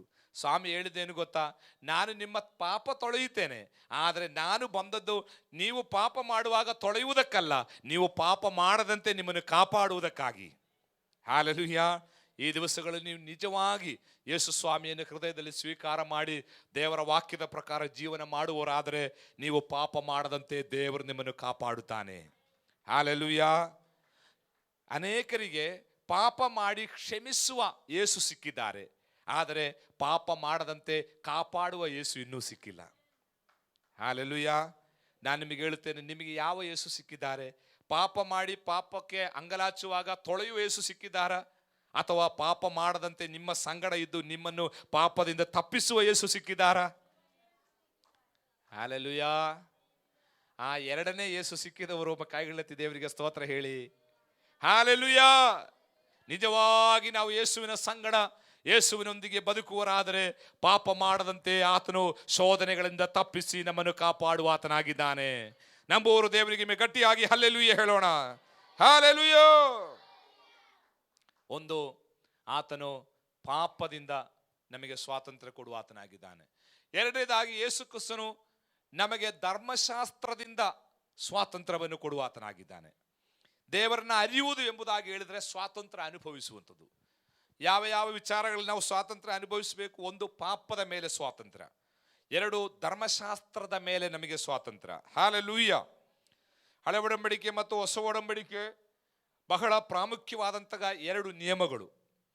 ಈ ಎರಡು ನಿಯಮಗಳಿಗೂ ಸ್ವಲ್ಪ ವ್ಯತ್ಯಾಸವಿದೆ. ಹಳೆ ಒಡಂಬಡಿಕೆ ಹೆಚ್ಚು ಆಚರಣೆಗಳಿಗೆ ಪ್ರಾಧಾನ್ಯತೆಯನ್ನು ಕೊಡ್ತಾ ಇದೆ. ಹಳೆ ಒಡಂಬಡಿಕೆಯಲ್ಲಿ 7 ಹಬ್ಬಗಳನ್ನು ಆಚರಿಸಬೇಕು, 5 ಯಜ್ಞಗಳನ್ನು ನಾವು ಸಮರ್ಪಣೆ ಮಾಡಬೇಕು. ಹಳೆ ಒಡಂಬಡಿಕೆ ಆಚರಣೆಗಳಿಗೆ ಇಂಪಾರ್ಟೆನ್ಸ್ ಕೊಡ್ತಾ ಇದೆ. ಆದರೆ ಯೇಸು ಕ್ರಿಸ್ತನಲ್ಲಿ ನಾವು ಹೊಸದಾಗಿ ಹುಟ್ಟಿದಾಗ ನಾವು ಧರ್ಮಶಾಸ್ತ್ರದ ಬಂಧನದಿಂದ ಬಿಡಿಸಲ್ಪಟ್ಟಿದ್ದೇವೆ. ಇನ್ನು ಧರ್ಮಶಾಸ್ತ್ರವಲ್ಲ, ಕೃಪೆ ನಮ್ಮ ಮೇಲೆ ಅಧಿಕಾರ ನಡೆಸ್ತಾ ಇದೆ. ಹಲ್ಲೆಲೂಯಾ. ಆದ್ದರಿಂದ ರೋಮಾಪತ್ರಿಕೆ 6:14 ಪೌಲ ಹೇಳ್ತಾ ಇದ್ದಾನೆ, ನೀವು ಧರ್ಮಶಾಸ್ತ್ರಕ್ಕೆ ಅಧೀನರಲ್ಲ, ನೀವು ಕೃಪೆಗೆ ಅಧೀನರಷ್ಟೇ. ಆದ್ದರಿಂದ ಪಾಪವು ನಿಮ್ಮ ಮೇಲೆ ಇನ್ನು ಕರ್ತೃತ್ವ ನಡೆಸುವುದಿಲ್ಲ. ಹಲ್ಲೆಲೂಯಾ. ಈ ವಾಕ್ಯ ನಾವು ಸರಿಯಾಗಿ ಕಲಿತರೆ, ನಾವು ಕೃಪೆಗೆ ಅಧೀನರಾದರೆ ಪಾಪದ ಮೇಲೆ ನಮಗೊಂದು ಜಯ ಸಿಗುವಂಥದ್ದಾಗಿದೆ. ಧರ್ಮಶಾಸ್ತ್ರದ ಬಂಧನದಿಂದ ದೇವರು ಕ್ರಿಸ್ತನಲ್ಲಿ ನಮಗೆ ಸ್ವಾತಂತ್ರ್ಯವನ್ನು ಕೊಟ್ಟಿದ್ದಾನೆ. ಗಲಾತ್ಯ ಪತ್ರಿಕೆಯಲ್ಲಿ ಪೌಲ ಹೇಳ್ತಾ ಇದ್ದಾನೆ, ಯೇಸು ಕ್ರಿಸ್ತನು ಸ್ತ್ರೀಯಲ್ಲಿ ಹುಟ್ಟಿದವನಾಗಿ ಧರ್ಮಶಾಸ್ತ್ರಕ್ಕೆ ಅಧೀನನಾಗಿ ಬಂದನು. ಯಾಕೆ? ಧರ್ಮಶಾಸ್ತ್ರದ ಕೆಳಗಿರುವವರನ್ನ ಸ್ವಾತಂತ್ರ್ಯಕ್ಕೆ ನಡೆಸುವುದಕ್ಕಾಗಿ ಯೇಸು ಕ್ರಿಸ್ತನು ಧರ್ಮಶಾಸ್ತ್ರ ಅಧೀನನಾಗಿ ಬಂದನು. ನಾವು ರಕ್ಷಣೆ ಹೊಂದಿದ್ದೇವೆ, ದೇವರ ಮಕ್ಕಳಾಗಿದ್ದೇವೆ ಎಂಬುದಾಗಿ ಅಭಿಮಾನ ಪಡುವಾಗಲೂ ನಮ್ಮಲ್ಲಿ ಹೆಚ್ಚು ಪಾಲು ಜನರು ಧರ್ಮಶಾಸ್ತ್ರಕ್ಕೆ ಅಧೀನರಾಗಿದ್ದಾರೆ. ಧರ್ಮಶಾಸ್ತ್ರ ಮೋಶೆ ಮೂಲಕ ಸೀನಾಯಿ ಪರ್ವತದಲ್ಲಿ ಇಸ್ರಾಯೇಲರಿಗೆ ಕೊಡಲ್ಪಟ್ಟಂತಹ 10 ದಶಾಜ್ಞೆಗಳನ್ನು ಒಳಗೊಂಡಂತಹ ಹಳೆ ಒಡಂಬಡಿಕೆಯಾಗಿದೆ ಧರ್ಮಶಾಸ್ತ್ರ. ಲೋ ಎಂಬುದಾಗಿ ನಾವು ಅದನ್ನು ಇಂಗ್ಲಿಷ್ನಲ್ಲಿ ಹೇಳ್ತೀವಿ, ನಿಯಮಾವಳಿಗಳು. ನಾವು ನಿಯಮಾವಳಿಗಳನ್ನು ಅನುಸರಿಸಿ ನಡೆಯುವವರಾಗಿದ್ದೆವು. ಆದರೆ ಯೇಸು ಕ್ರಿಸ್ತನಲ್ಲಿ ನಾವು ಬಂದಾಗ ಇನ್ನು ನಮ್ಮನ್ನು ನಡೆಸುವಂಥದ್ದು ಧರ್ಮಶಾಸ್ತ್ರವಲ್ಲ, ನಮ್ಮನ್ನು ನಡೆಸುವಂಥದ್ದು ಯೇಸು ಕ್ರಿಸ್ತರಾಗಿದ್ದಾರೆ. ಹಲ್ಲೆಲೂಯಾ. ಇವತ್ತು ಸಹ ಅನೇಕರು ಯೇಸು ಕ್ರಿಸ್ತನಲ್ಲಿ ಇದ್ದೇವೆ ಎಂಬುದಾಗಿ ಹೇಳುತ್ತಿರುವುದಾದರೂ ಅವರು ಧರ್ಮಶಾಸ್ತ್ರದ ಕಟ್ಟುಪಾಡುಗಳಿಗೆ, ನಿಯಮಾವಳಿಗೆ, ಹಬ್ಬ ಆಚರಣೆಗಳಿಗೆ, ಸಂಪ್ರದಾಯಗಳಿಗೆ ಬದ್ಧರಾಗಿದ್ದಾರೆ. ನಾನು ನಿಮಗೆ ಹೇಳುತ್ತೇನೆ, ನೀವು ನಿಜವಾಗಿ ಯೇಸು ಕ್ರಿಸ್ತನ ಮಕ್ಕಳಾದರೆ ನೀವಿನ್ನು ಯಾವುದೇ ಸಂಪ್ರದಾಯಗಳಿಗೆ, ಹಬ್ಬ ಆಚರಣೆಗಳಿಗೆ, ಹಬ್ಬ ಹರಿದಿನಗಳಿಗೆ ಯಾವುದಕ್ಕೂ ನೀವು ಬದ್ಧರಲ್ಲ. ಯೇಸು ಕ್ರಿಸ್ತನು ನಮ್ಮನ್ನ ಧರ್ಮಶಾಸ್ತ್ರದಿಂದ ಬಿಡುಗಡೆ ಮಾಡಿದ್ದಾನೆ. ಹಲ್ಲೆಲೂಯಾ. ಹಲ್ಲೆಲೂಯಾ. ಧರ್ಮಶಾಸ್ತ್ರದಿಂದ ಬಿಡುಗಡೆ, ಧರ್ಮಶಾಸ್ತ್ರದ ಮೇಲೆ ಒಂದು ಸ್ವಾತಂತ್ರ್ಯ ನಾವು ಅನುಭವಿಸಬೇಕು. ಮೂರನೇದಾಗಿ ಫ್ರೀಡಮ್ ಫ್ರಮ್ ದ ವರ್ಲ್ಡ್, ಲೋಕದಿಂದ ನಮಗೆ ಒಂದು ಸ್ವಾತಂತ್ರ್ಯ ಸಿಗಬೇಕು. ಗಲಾತ್ಯ ಪತ್ರಿಕೆ 1ನೇ ಅಧ್ಯಾಯದ 4ನೇ ವಚನದಲ್ಲಿ ಅಪೊಸ್ತಲನಾದ ಪೌಲ ಹೇಳ್ತಾ ಇದ್ದಾನೆ, ಲೋಕವನ್ನು ಜಯಿಸುವವರಾಗಿರಬೇಕು. ಲೋಕವನ್ನು ಜಯಿಸುವಂಥದ್ದು ನಮ್ಮ ನಂಬಿಕೆಯಾಗಿದೆ. ಯೇಸು ಕ್ರಿಸ್ತನನ್ನು ಅರಿಯುವಾಗ ಮಾತ್ರವೇ ಲೋಕದ ಮೇಲೆ ನಮಗೆ ಜಯ ಸಿಗುವಂಥದ್ದು. ಲೋಕವನ್ನು ಜಯಿಸುವುದು ಎಂಬುದಾಗಿ ಹೇಳಿದ್ರೇನು? ಒಂದು ಫಿಸಿಕಲ್ ಆದಂತಹ ಜಯವಲ್ಲ, ಲೋಕದ ತತ್ವ, ಅದರ ವ್ಯವಸ್ಥೆಗಳಿಂದ ಒಂದು ಬಿಡುಗಡೆ ನಮಗೆ ಸಿಗುವಂಥದ್ದಾಗಿದೆ ಲೋಕದ ಮೇಲೆ ಜಯ. ಹಾಲೆಲೂಯಾ. ಲೋಕ ಇವತ್ತು ಅನೇಕ ಪದ್ಧತಿ, ಆಚಾರ, ಕಟ್ಟುಪಾಡುಗಳಿಗೆ ಒಳಗೊಂಡಿದೆ. ದೇವರ ಮಕ್ಕಳಾಗಿ ನಾವು ಮಾರ್ಪಡುವಾಗ ನಮ್ಮನ್ನು ದೇವರು ಈ ಲೋಕದಿಂದ ಟ್ರಾನ್ಸ್ಫರ್ ಮಾಡಿ ಯಾವುದೋ ಒಂದು ಗ್ರಹದಲ್ಲಿ ಕೊಂಡೋಗಿ ಇಡುತ್ತಾ ಇಲ್ಲ. ನಾವು ರಕ್ಷಣೆ ಹೊಂದುವುದಕ್ಕಿಂತ ಮುಂಚೆಯೂ, ರಕ್ಷಣೆ ಹೊಂದಿದ ನಂತರವೂ ಇದೇ ಭೂಮಿಯಲ್ಲಿ ನಾವಿದ್ದೇವೆ. ಸ್ವಾಮಿ ಯೋಹಾನ ಸುವಾರ್ತೆಯಲ್ಲಿ ಅದನ್ನು ಹೇಳುತ್ತಿದ್ದಾನೆ, ಇವರನ್ನು ಲೋಕದಿಂದ ತೆಗೆಯಬೇಕೆಂಬುದಾಗಿ ಅಲ್ಲ, ಲೋಕದಿಂದ, ಕೆಡುಕನಿಂದ ತಪ್ಪಿಸಿ ಕಾಪಾಡಬೇಕೆಂಬುದಾಗಿ ನಾನು ಇವರಿಗಾಗಿ ಪ್ರಾರ್ಥನೆ ಮಾಡುತ್ತೇನೆ. ಅಂದರೆ ದೇವರು ನಮ್ಮನ್ನ ರಕ್ಷಣೆಗೆ ತಂದಾಗ ನಮ್ಮನ್ನು ಲೋಕದಿಂದ ತಪ್ಪಿಸಲಿಲ್ಲ, ಲೋಕದಲ್ಲೇ ನಾವಿದ್ದೇವೆ. ಆದರೆ ನಾವು ಲೋಕದವರ ಹಾಗೆ ನಡೆಯದೆ ಲೋಕದವರಿಗಿಂತ ಬೇರ್ಪಟ್ಟು ನಾವು ನಡೆಯುವರಾಗಬೇಕು. ನಮಗೆ ಗೊತ್ತಿದೆ, ದೋಣಿ ಸಾಮಾನ್ಯವಾಗಿ ನಡೆಸಲ್ಪಡುವಂಥದ್ದು ಸಮುದ್ರದಲ್ಲಿ, ನೀರಿನಲ್ಲಿ. ದೋಣಿ ಸಾಗಬೇಕಾದ್ರೆ ನೀರು ಬೇಕು, ನೀರಿಲ್ಲದೆ ದೋಣಿ ಸಾಗುವುದಿಲ್ಲ. ಆದರೆ ಆ ದೋಣಿ ಉದ್ದೇಶಿಸಿದ ಸ್ಥಳಕ್ಕೆ ಸಾಗಲ್ಪಡಬೇಕಾದ್ರೆ ಆ ದೋಣಿ ಒಳಗೆ ನೀರು ಹತ್ತಬಾರದು. ದೋಣಿ ನೀರಿನ ಮೇಲೆ, ದೋಣಿ ಒಳಗೆ ನೀರು ಬಂದರೆ ದೋಣಿ ಮುಳುಗ್ತದೆ. ನಾವು ಲೋಕದಲ್ಲಿದ್ದೇವೆ, ಲೋಕದಲ್ಲಿ ದೋಣಿ ಹಾಗೆ ನಾವು ತೇಲಾಡುತ್ತಾ ಇದ್ದೇವೆ. ಯಾವಾಗ ಲೋಕ ನಮ್ಮ ಒಳಗೆ ಬರುತ್ತದೋ ಆವಾಗ ನಮ್ಮ ದೋಣಿ ಮುಳುಗ್ತದೆ. Price the lord. ನಾವು ಲೋಕದಲ್ಲೇ ಇದ್ದೇವೆ, ನೀರಿನಲ್ಲೇ ಇದ್ದೇವೆ, ಆದರೆ ಲೋಕ ನಮ್ಮ ಒಳಗಡೆ ಪ್ರವೇಶಿಸಬಾರದು. ಲೋಕದ ಆಡಂಬರಗಳು, ಲೋಕದ ತತ್ವಗಳು, ಲೋಕದ ನಡವಳಿಕೆಗಳು, ಲೋಕದ ವ್ಯವಹಾರಗಳು, ಲೋಕದ ಚಿಂತೆಗಳು ನಮ್ಮೊಳಗೆ ಪ್ರವೇಶಿಸದಂತೆ ನಾವು ಕೀಲು ಹಾಕಿ ನಮ್ಮ ನಾವೆಯನ್ನು ನಾವು ಭದ್ರಪಡಿಸಿಕೊಳ್ಳಬೇಕಾಗಿದೆ. ಈ ಮೀಟಿಂಗ್ನಲ್ಲಿ ಭಾಗವಹಿಸಿರುವಂತಹ ದೇವಜನರಿಗೆ ನನಗೆ ಹೇಳಲಿಕ್ಕಿರುವಂಥದ್ದು, ಲೋಕ ನಿಮ್ಮೊಳಗೆ ಪ್ರವೇಶಿಸದಂತೆ ಪವಿತ್ರಾತ್ಮನಿಂದ ನೀವು ನಿಮ್ಮನ್ನ ಮುದ್ರೆ ಹಾಕಿ ಕಾಪಾಡಲ್ಪಡುವರಾದರೆ ಲೋಕದಲ್ಲಿ ನೀವು ಲೋಕದವರ ಅಂತೆ ಅಲ್ಲ, ಲೋಕದಿಂದ ಬೇರ್ಪಟ್ಟವರಾಗಿ ಜೀವನ ಮಾಡುವುದಕ್ಕಾಗಿ ಸಾಧ್ಯ. ಹಾಲೆಲೂಯಾ. ಈ ದಿವಸಗಳಲ್ಲಿ ನಮಗೆ ನಿಜವಾದ ಸ್ವಾತಂತ್ರ್ಯವನ್ನು ಅನುಭವಿಸಬೇಕು. ಹಾಲೆಲೂಯಾ. ನಾಲ್ಕನೇದಾಗಿ ಫ್ರೀಡಮ್ ಫ್ರಮ್ ಸ್ಯಾಟನ್. ಸೈತಾನನಿಂದ ನಮಗೊಂದು ಸ್ವಾತಂತ್ರ್ಯ ಸಿಗಬೇಕು. ಹಾಲೆಲೂಯಾ. ನಾನು ನಿಮಗೆ ಒಂದು ಆತ್ಮಿಕ ಸತ್ಯ ಹೇಳುತ್ತೇನೆ. ಯೇಸು ಕ್ರಿಸ್ತನು ಕಾಲ್ವಾರಿ ಶಿಲುಬೆಯಲ್ಲಿ ತನ್ನ ಪ್ರಾಣವನ್ನು ಅರ್ಪಿಸಿದಾಗ ಸೈತಾನನ ತಲೆಯನ್ನು ಆತನು ಜಜ್ಜಿದನು. ಹಾಲೆಲೂಯಾ. ಆದಿಕಾಂಡ ಪುಸ್ತಕ 3:15 ಸ್ತ್ರೀಯ ಸಂತತಿ ಸರ್ಪದ ತಲೆಯನ್ನ ಜಜ್ಜುವುದು, ಸರ್ಪವು ಅವನ ಹಿಮ್ಮಡಿಯನ್ನು ಕಡಿಯುವುದು ಎಂಬುದಾಗಿ ಆದಿಕಾಂಡದಲ್ಲಿ ಪ್ರಥಮ ವಾಗ್ದಾನ ಕೊಡಲ್ಪಟ್ಟಿದೆ. ಸ್ತ್ರೀಯ ಸಂತತಿಯಾಗಿ ಯೇಸು ಕ್ರಿಸ್ತನು ಹುಟ್ಟಿ ಬಂದು ಕಾಲ್ವಾರಿ ಶಿಲುಬೆಯಲ್ಲಿ ಸರ್ಪದ ತಲೆಯನ್ನು, ಸೈತಾನ ತಲೆಯನ್ನು ಆತನು ಜಜ್ಜಿದನು. ಹಾಲೆಲೂಯಾ. ಸರ್ಪವು ಆತನ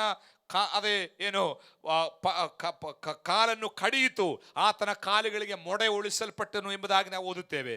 ಆದರೆ ಯೇಸು ಕ್ರಿಸ್ತನ ಮರಣ ನಮಗೆ ಜಯವನ್ನು ತಂದುಕೊಟ್ಟ ಮರಣವಾಗಿದೆ. ಶಿಲುಬೆಯಲ್ಲಿ ಸೈತಾನ ಪರಾಜಿತಪಡಿಸಿದ, ಸೋಲಿಸಿದ ಮರಣವಾಗಿದೆ ಯೇಸುವಿನ ಮರಣ. ಹಾಲೆಲೂಯಾ. ಆದರೆ ಸೈತಾನನ ಅತಿ ದೊಡ್ಡ ಕುತಂತ್ರ, ಸೈತಾನನು ಶಿಲುಬೆಯಲ್ಲಿ ಸೋತಿಲ್ಲ ಎಂಬಂತೆ ನಮ್ಮನ್ನು ನಂಬಿಸುವ ಕೆಲಸ ಸೈತಾನ ಮಾಡ್ತಾ ಇದ್ದಾನೆ. ಸೈತಾನು ಸೋತವನೆಂಬುದಾಗಿ ಅವನಿಗೆ ಗೊತ್ತು, ಆದರೆ ಅವನು ಸೋತವನೆಂಬುದಾಗಿ ಯಾರಿಗೂ ಗೊತ್ತಾಗದ ಹಾಗೆ ಆ ಸೋಲನ್ನು ಮುಚ್ಚಿಡುವ ಪ್ರಯತ್ನ ಸೈತಾನು ಮಾಡ್ತಾ ಇದ್ದಾನೆ. ಆದರೆ ಈ ಸತ್ಯವನ್ನು ಅರಿತ ನಾವು ಹೇಳಬೇಕು, ಸೈತಾನೇ ನೀನು ಸೋತವನಾಗಿದ್ದಿ. ಹಾಲೆಲೂಯಾ. ಪದೇ ಪದೇ ಅವನಿಗೆ ಇದು ಎಚ್ಚರಿಕೆ ಕೊಡ್ತಾ ಇರಬೇಕು. Praise the lord. ಯಾರು ಪದೇ ಪದೇ ಸೈತಾನಿಗೆ ಹೇಳ್ತೀರಿ, ಸೈತಾನೇ ನೀನು ಶಿಲುಬೆಯಲ್ಲಿ ಸೋಲಲ್ಪಟ್ಟವನೆಂಬುದಾಗಿ ಹೇಳ್ತೀರೋ ಅವರ ಜೀವಿತ ಸ್ವಾತಂತ್ರ್ಯದ ಜೀವಿತ ಆಗಿರುತ್ತದೆ. ಹಾಲೆಲೂಯಾ. ಹಾಲೆಲೂಯಾ. ನಾನು ನಿಮಗೆ 2 ವಾಕ್ಯವನ್ನು ಇದಕ್ಕೆ ಆಧಾರವಾಗಿ ಕೊಡುವುದಕ್ಕಾಗಿ ಬಯಸ್ತೇನೆ. ಕೊಲೋಸ್ಯ ಪತ್ರಿಕೆ 2ನೇ ಅಧ್ಯಾಯದ 14ನೇ ವಾಕ್ಯ, ಇಬ್ರಿಯ ಪತ್ರಿಕೆ 2ನೇ ಅಧ್ಯಾಯದ 15ನೇ ವಚನ. ಈ 2 ವಾಕ್ಯವನ್ನು ನಾವು ಸ್ಪಷ್ಟವಾಗಿ ಕಲಿಯುವಾಗ ಸೈತಾನು ಶಿಲುಬೆಯಲ್ಲಿ ಹೇಗೆ ಪರಾಜಿತನಾದನು ಎಂಬುದನ್ನು ನಾವು ನೋಡುತ್ತೇವೆ. ಕೊಲೋಸ್ಯ ಪತ್ರಿಕೆ 2ನೇ ಅಧ್ಯಾಯದ 14ನೇ ವಚನ. ಆತನು ನಮ್ಮ ಅಪರಾಧಗಳನ್ನೆಲ್ಲ ಕ್ಷಮಿಸಿ ನಮ್ಮ ಮೇಲೆ ದೋಷಾರೋಪಣೆ ಮಾಡಿದಂತಹ ಆಜ್ಞಾರೂಪವಾಗಿದ್ದ ಪತ್ರವನ್ನು ಕೆಡಿಸಿ ಅದನ್ನು ಶಿಲುಬೆಗೆ ಜಡಿದು ಇಲ್ಲದಂತಾಗ ಮಾಡಿದನು. 15ನೇ ವಾಕ್ಯ, ಆತನು ದೊರೆತನಗಳನ್ನು ಅಧಿಕಾರಗಳನ್ನು ನಿರಾಯುಧರನ್ನಾಗಿ ಮಾಡಿ ಜಯೋತ್ಸವ ಮಾಡುತ್ತಾನೋ ಎಂಬಂತೆ ಶಿಲುಬೆಯ ಮೇಲೆ ಅವುಗಳನ್ನು ಜಯಿಸಲ್ಪಟ್ಟವನಾಗಿ ಮೆರೆಸುತ್ತಾ ತೋರಿಸಿದನು. ಹಲ್ಲೆಲೂಯಾ. ಯೇಸು ಕ್ರಿಸ್ತನು ಶಿಲುಬೆಯ ಮೇಲೆ ನಮಗೋಸ್ಕರ ಪ್ರಾಣವನ್ನು ಕೊಟ್ಟಾಗ ಪೌಲ ಹೇಳುತ್ತಾ ಇದ್ದಾನೆ, ನಮಗೆ ವಿರೋಧವಾಗಿ ಬರೆದ ಆಜ್ಞಾರೂಪವಾಗಿ ಬರೆದಂತಹ ಪತ್ರವನ್ನು ಕೆಡಿಸಿ ಅದನ್ನು ಶಿಲುಬೆಗೆ ಜಡಿದು ಇಲ್ಲವಂತವಾಗಿ ಮಾಡಿದ್ದಾನೆ. ನಮಗೆ ವಿರೋಧವಾಗಿ ಸೈತಾನು ಬರೆದಂತಹ ಎಲ್ಲ ದೋಷಾರೋಪಣ ಪಟ್ಟಿಯನ್ನ ಯೇಸು ಕ್ರಿಸ್ತನು ಶಿಲುಬೆಯಲ್ಲಿ ಹರಿದು ಹಾಕಿ ಬಿಟ್ಟಿದ್ದಾನೆ. Hallelujah, hallelujah. ಇನ್ನು ನಮ್ಮ ಮೇಲೆ ಯಾವ ದೋಷಾರೋಪಣೆಯೂ ಇಲ್ಲ. ಹಲ್ಲೆಲೂಯಾ. ಯಾಕಂದ್ರೆ ಸೈತಾನ ಕೈಯಲ್ಲಿದ್ದ ಆ ದೋಷಾರೋಪ ಪಟ್ಟಿಯನ್ನ ಯೇಸು ಕ್ರಿಸ್ತನು ನಮ್ಮ ಸಲುವಾಗಿ ಶಿಲುಬೆಯಲ್ಲಿ ಹರಿದು ಹಾಕಿದ್ದಾನೆ. ಇನ್ನು 15ನೇ ವಚನದಲ್ಲಿ ಎರಡನೇದಾಗಿ, ಒಂದು, ನಮಗೆ ವಿರೋಧವಾಗಿ ಬರೆದಂತ ಎಲ್ಲಾ ದೋಷಾರೋಪವನ್ನು ಶಿಲುಬೆಯಲ್ಲಿ ಹರಿದು ಬಿಟ್ಟನು. ಎರಡನೇದಾಗಿ, ಆತನು ದೊರೆತನಗಳನ್ನು ಅಧಿಕಾರಗಳನ್ನು ನಿರಾಯುಧರನ್ನಾಗಿ ಮಾಡಿ ಜಯೋತ್ಸವ ಮಾಡುತ್ತಾನೋ ಎಂಬಂತೆ ಶಿಲುಬೆಯ ಮೇಲೆ ಅವುಗಳನ್ನು ಜಯಿಸಲ್ಪಟ್ಟವನಾಗಿ ಮೆರೆಸುತ್ತಾ ತೋರಿಸಿದನು. ಹಲ್ಲೆಲೂಯಾ. ಅಂದರೆ ಎಲ್ಲಾ ದೊರೆತನಗಳನ್ನ ಅಧಿಕಾರಗಳನ್ನ ಸೈತಾನನನ್ನ ಹಲ್ಲೆಲೂಯಾ ಶಿಲುಬೆಯಲ್ಲಿ ನಿರಾಯುಧನನ್ನಾಗಿ ಮಾಡಿದವನಾಗಿದ್ದಾನೆ ನಮ್ಮ ದೇವರು. ಯೇಸು ಕ್ರಿಸ್ತನು ಶಿಲುಬೆಯಲ್ಲಿ ಪ್ರಾಣ ಕೊಡುವ ತನಕ ಸೈತಾನ ಕೈಯಲ್ಲಿ ಆಯುಧ ಇತ್ತು. ಆದಿ ಏದೆನ್ ತೋಟದಿಂದ ಆ ಆಯುಧ ತೋರಿಸಿ ಆದಾಮ್ ಹವ್ವರನ್ನ ವಂಚಿಸಿದನು. 4000 ವರ್ಷದ ಹಳೆ ಒಡಂಬಡಿಕೆ ಚರಿತ್ರೆ ಕಲಿಯುವಾಗ ಅನೇಕ ಸಾರಿ ಆಯುಧ ತೋರಿಸಿ ಜನರನ್ನ ಎದುರಿಸಿ ತನ್ನ ಪರಿಮಿತಿಯಲ್ಲಿ ಇಟ್ಟುಕೊಳ್ತಾ ಇದ್ದನು. ಹಲ್ಲೆಲೂಯಾ. ಅಂದರೆ ಸೈತಾನ ಕೈಯಲ್ಲಿ ಒಂದು AK-47 ಇತ್ತು. ಆ AK-47 ತೋರಿಸಿ ಎಲ್ಲರನ್ನ ಏಳ ಕೂರ ನಡೆಯೋ ಎಂಬುದಾಗಿ ಆತನು ಆಟ ಆಡಿಸ್ತಾ ಇದ್ದನು. Praise the lord. ಆದರೆ ಪೌಲ ಹೇಳ್ತಾ ಇದ್ದಾನೆ, ಶಿಲುಬೆಯಲ್ಲಿ ಯೇಸು ಸ್ವಾಮಿ ಏನು ಮಾಡಿದ್ರು ಗೊತ್ತಾ? ತನ್ನ ಮರಣದ ಮೂಲಕ ಅವನ ಕೈಯಲ್ಲಿರುವ ಆಯುಧವನ್ನು ತೆಗೆದು ಬಿಟ್ಟಿದ್ದಾನೆ. ಈಗ ಅವನ ಕೈಯಲ್ಲಿ ಏನಿಲ್ಲ, ಆಯುಧವಿಲ್ಲ, ಅವನ ನಿರಾಯುಧನು. Praise the Lord. ಆಯುಧ ಈಗ ನಮ್ಮ ಕೈಯಲ್ಲಿ ಬಂದಿದೆ. Price the Lord. ಆಯುಧ ಸೈತಾನ ಕೈಯಲ್ಲಿತ್ತು, ಈಗ ಸ್ವಾಮಿ ಶಿಲುಬೆಯ ಮರಣದ ಮೂಲಕ ಆಯುಧವನ್ನು ನಮಗೆ ಕೊಟ್ಟಿದ್ದಾನೆ. ನಮಗೆ ಕೊಡಲ್ಪಟ್ಟ ಆಯುಧ ಯೇಸುವಿನ ನಾಮವೆಂಬ ಆಯುಧ. ಹಲ್ಲೆಲೂಯಾ. ಯೇಸುವಿನ ನಾಮವೆಂಬ AK-47 ನಮ್ಮ ಕೈಯಲ್ಲಿದೆ. ಹಲ್ಲೆಲೂಯಾ. ನೋಡ್ರಿ, AK-47 ಇಲ್ಲಿರುವ ಸಣ್ಣ ಹುಡುಗನ ಕೈಯಲ್ಲಿದ್ರೆ ನಾವು ಅವನನ್ನು ಹೆದರಬೇಕು. ಯಾಕೆ? ಅವ ಯಾವಾಗ ಗುಂಡು ಹೊಡಿತಾನೆ ಅಂತ ಗೊತ್ತಿಲ್ಲ.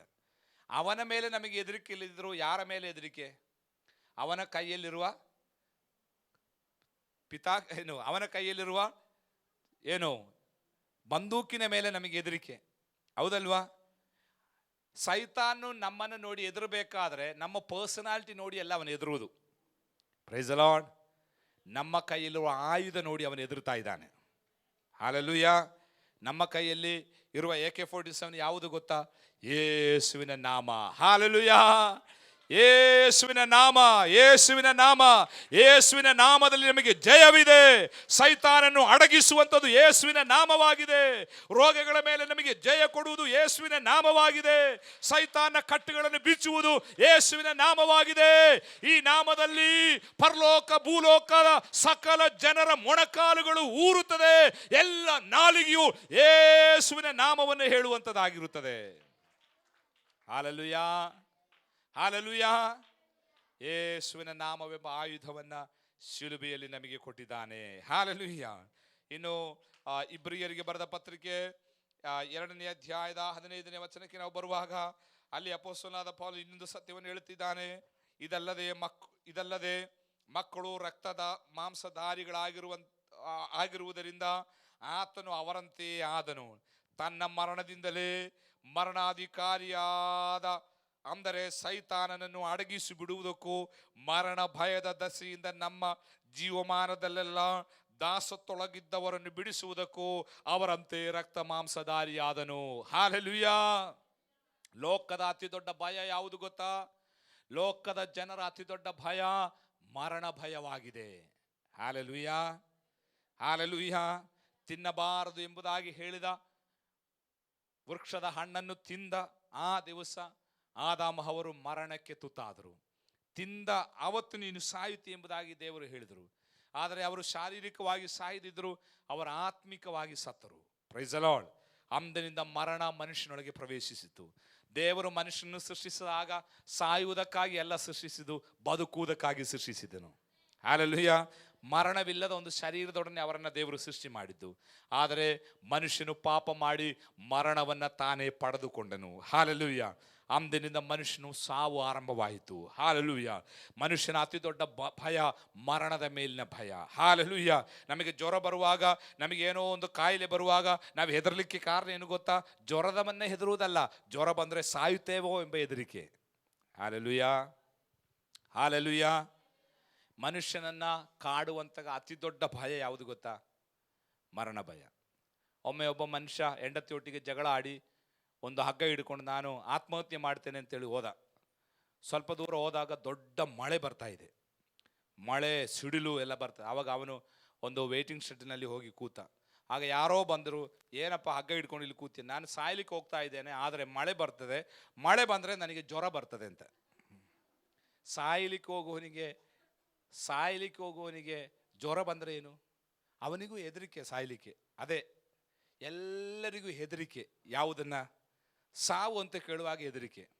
ಆದರೆ ಬೈಬಲ್ ಹೇಳ್ತಾ ಇದೆ, ನಮ್ಮ ಮರಣ ಭಯದಿಂದ ಬಿಡಿಸಲಿಕ್ಕೆ ಒಂದೇ ಒಂದು ಮಾರ್ಗ, ಅದು ಯೇಸು ಕ್ರಿಸ್ತನು ಮರಣದಿಂದ ನಮ್ಮನ್ನು ಬಿಡಿಸಿದ್ದಾನೆ.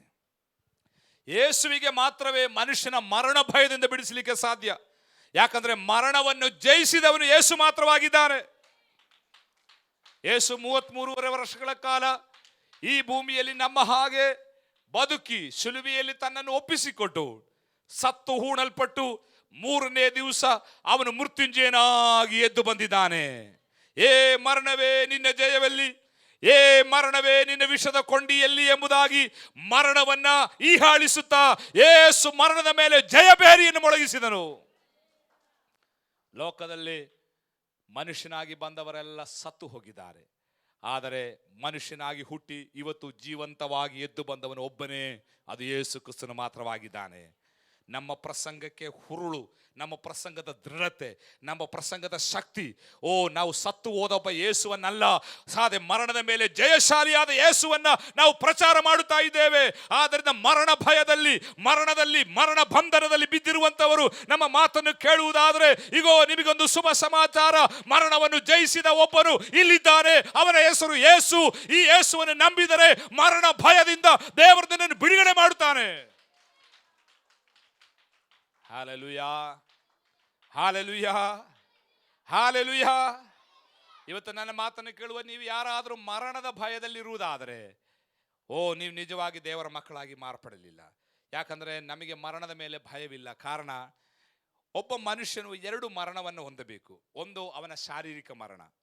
ನಾವು ಹುಟ್ಟಿದರೆ ಒಂದು ದಿವಸ ಯಾರೋ ಒಬ್ಬ ಕೇಳಿದ ವೈದ್ಯರ ಹತ್ರ ಹೋಗಿ, ಸಾಯದೆ ಇರಲಿಕ್ಕೆ ಏನಾದರೂ ಔಷಧ ಇದೆಯಾ ಅಂತ. ಸಾಯದಿರಲಿಕ್ಕೆ ಏನಾದರೂ ಔಷಧಿ ಇದೆ ಅಂತ. ಆವಾಗ ವೈದ್ಯ ಹೇಳಿದ, ಒಂದು ಔಷಧ ಇದೆ.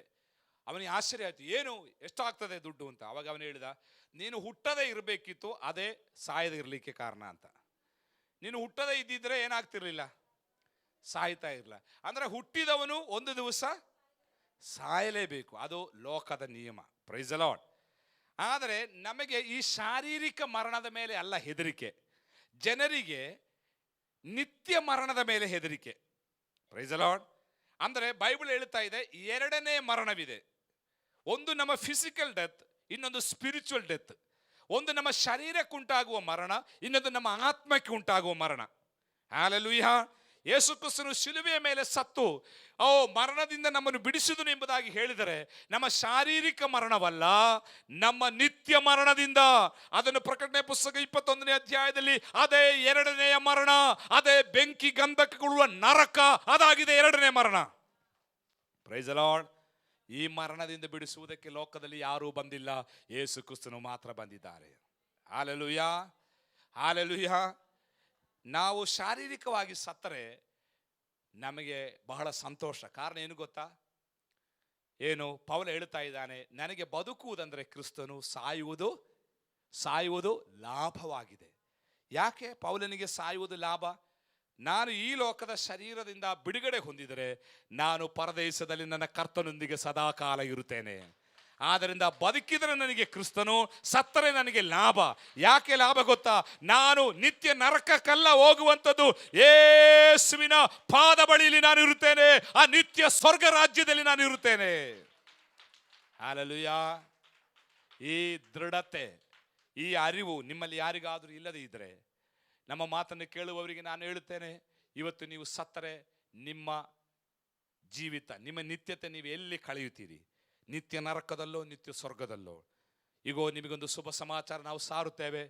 ನಾನೇ ಮಾರ್ಗವು, ನಾನೇ ಸತ್ಯವು, ನಾನೇ ಜೀವವು ಎಂಬುದಾಗಿ ಹೇಳಿದ ಯೇಸು ಕ್ರಿಸ್ತನ ಮೂಲಕವಾಗಿ ಮಾತ್ರವೇ ಪರಲೋಕಕ್ಕೆ ಪ್ರವೇಶ.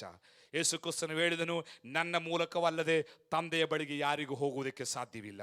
ಆದ್ದರಿಂದ ಮನುಷ್ಯನಿಗೂ ದೇವರಿಗೂ ಮಧ್ಯಸ್ಥನು ಯೇಸು ಕ್ರಿಸ್ತನಾಗಿದ್ದಾರೆ. ಆ ಯೇಸು ಕ್ರಿಸ್ತನ ನಂಬಿ ನಿಮ್ಮ ಪಾಪ ವಿಮೋಚನೆ ಹೊಂದಿಕೊಂಡು ಆ ನಿತ್ಯ ಮರಣದಿಂದ ಬಿಡುಗಡೆ ಹೊಂದುವುದಾದರೆ, ನೀವು ಶಾರೀರಿಕವಾಗಿ ಸಾಯುವಾಗ ನಿಮ್ಮ ಆತ್ಮ ಪರಲೋಕದಲ್ಲಿ ಯೇಸು ಸ್ವಾಮಿಯ ಬಳಿಯಲ್ಲಿ ಇರುತ್ತದೆ.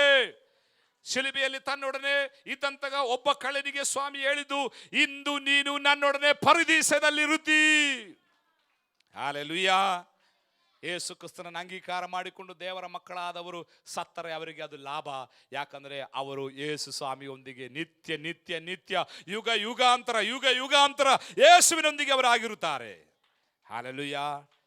ಅದೇ ಮರಣ ಭಯ. ಮನುಷ್ಯನ ಮರಣ ಭಯ ಏನು? ನಿತ್ಯ ಮರಣದ ಭಯ. ನಾನು ಸತ್ತರೆ ಎಲ್ಲಿ ಹೋಗ್ತೇನೆ? ನನ್ನ ಆತ್ಮ ನರಕದಲ್ಲಿ ಏನಾಗ್ತದೆ? ನನ್ನ ನಿತ್ಯತೆ ನಾನು ಎಲ್ಲಿ ಕಳೆಯುತ್ತೇನೆ? ಈ ಭಯ ಇವತ್ತು ಮನುಷ್ಯನು ಕಾಡುತ್ತಾ ಇದೆ. ಆದರೆ ನಮ್ಮ ಮಾತನ್ನು ಕೇಳುವವರಿಗೆ ನಮಗೆ ಹೇಳಲಿಕ್ಕಿರುವಂಥದ್ದು, ಯೇಸುವನ್ನು ನಂಬು, ಯೇಸು ನಿಮ್ಮನ್ನು ನಿತ್ಯ ಮರಣದಿಂದ ಬಿಡಿಸಲಿಕ್ಕೆ ಶಕ್ತನಾಗಿದ್ದಾನೆ. Hallelujah, hallelujah. ಸೈತಾನನ ಅತಿ ದೊಡ್ಡ ನಾಟಕ ಏನು ಗೊತ್ತಾ? ತನ್ನ ಸೋಲನ್ನ ನಮಗೆ ತಿಳಿಸದೆ ಮರೆ ಮಾಡುವಂಥದ್ದಾಗಿದೆ. Hallelujah, hallelujah. ಈ ದಿವಸಗಳಲ್ಲಿ ನಾವೇನು ಮಾಡಬೇಕು? ಸೈತಾನ ಕುತಂತ್ರವನ್ನ ಅರಿತವರಾಗಿ, ಹಲ್ಲೆಲೂಯಾ, ನಾವು ಯೇಸು ಕ್ರಿಸ್ತನ ಜಯದಲ್ಲಿ ನಾವು ಪಾಲುಗಾರರಾಗಬೇಕು. Hallelujah, hallelujah. ಸೈತಾನ ಮೇಲೆ ಯೇಸು ಜಯಶಾಲಿಯಾದನು. ನಮಗೂ ಸಹ ಯೇಸುವಿನ ಮೂಲಕ ಜಯವಿದೆ. ಹಳೆ ಒಡಂಬಡಿಕೆಯಲ್ಲಿ ಸೈತಾನನ್ನ ಮುಖಾಮುಖವಾಗಿ ಎದುರಿಸಿದವರು ಯಾರೂ ಇಲ್ಲ.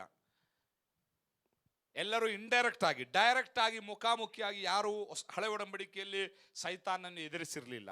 ಆದರೆ ಹೊಸ ಒಡಂಬಡಿಕೆಗೆ ಬರುವಾಗ ಯೇಸು ಕ್ರಿಸ್ತನು ಸೈತಾನನ್ನ ಮುಖಾಮುಖಿಯಾಗಿ ಎನ್ಕೌಂಟರ್ ಮಾಡ್ತಾ ಇದ್ದಾನೆ. ಮತ್ತಾಯನ ಸುವಾರ್ತೆ 4ನೇ ಅಧ್ಯಾಯದಲ್ಲಿ ಮುಖಾಮುಖಿಯಾಗಿ ಅವನನ್ನು ಸಂಭಾಷಿಸ್ತಾ ಇದ್ದಾನೆ, ಮುಖಾಮುಖಿಯಾಗಿ ಅವನನ್ನು ಸೋಲಿಸುತ್ತಾ ಇದ್ದಾನೆ. Hallelujah, hallelujah. ಮತ್ತಾಯನ ಸುವಾರ್ತೆ 12ನೇ ಅಧ್ಯಾಯದ 22ನೇ ವಚನದಲ್ಲಿ ಬೈಬಲ್ ಹೇಳುತ್ತಾ ಇದೆ, ದೇವರಾತ್ಮನ ಶಕ್ತಿಯಿಂದ ಯೇಸು ಕ್ರಿಸ್ತನು ಸೈತಾನನ್ನು ಹೊರಗೆ ಹಾಕಿದನು. ಹಲ್ಲೆಲೂಯಾ. ಸೈತಾನ ಬಾಧಿತರಾದ ಅನೇಕರನ್ನ ಯೇಸು ಕ್ರಿಸ್ತನು ಆ ದೈವ ಪೀಡಿತ ಅನುಭವದಿಂದ ಬಿಡುಗಡೆಗೊಳಿಸಿದಾಗಿ ನಾವು ಓದುತ್ತಾ ಇದ್ದೇವೆ. ಯಾಕಂದ್ರೆ ಯೇಸುವಿಗೆ ಸೈತಾನ ಮೇಲೆ ಅಧಿಕಾರವಿದೆ. ಇವತ್ತು ಅಧಿಕಾರವಿದೆ. ತನ್ನ ಮಕ್ಕಳಿಗೆ ಸೈತಾನ ಮೇಲೆ ಅಧಿಕಾರವಿದೆ. Hallelujah, hallelujah. ಸಭೆಯನ್ನ ಸ್ವಾಮಿ ಸ್ಥಾಪನೆ ಮಾಡಿದಾಗ ಫಿಲಿಪ್ಪದ ಕೈಸರಿ ಎಂಬ ಸ್ಥಳದಲ್ಲಿ ಪೇತ್ರನಿಗೆ ಈ ರೀತಿ ಹೇಳಿದ.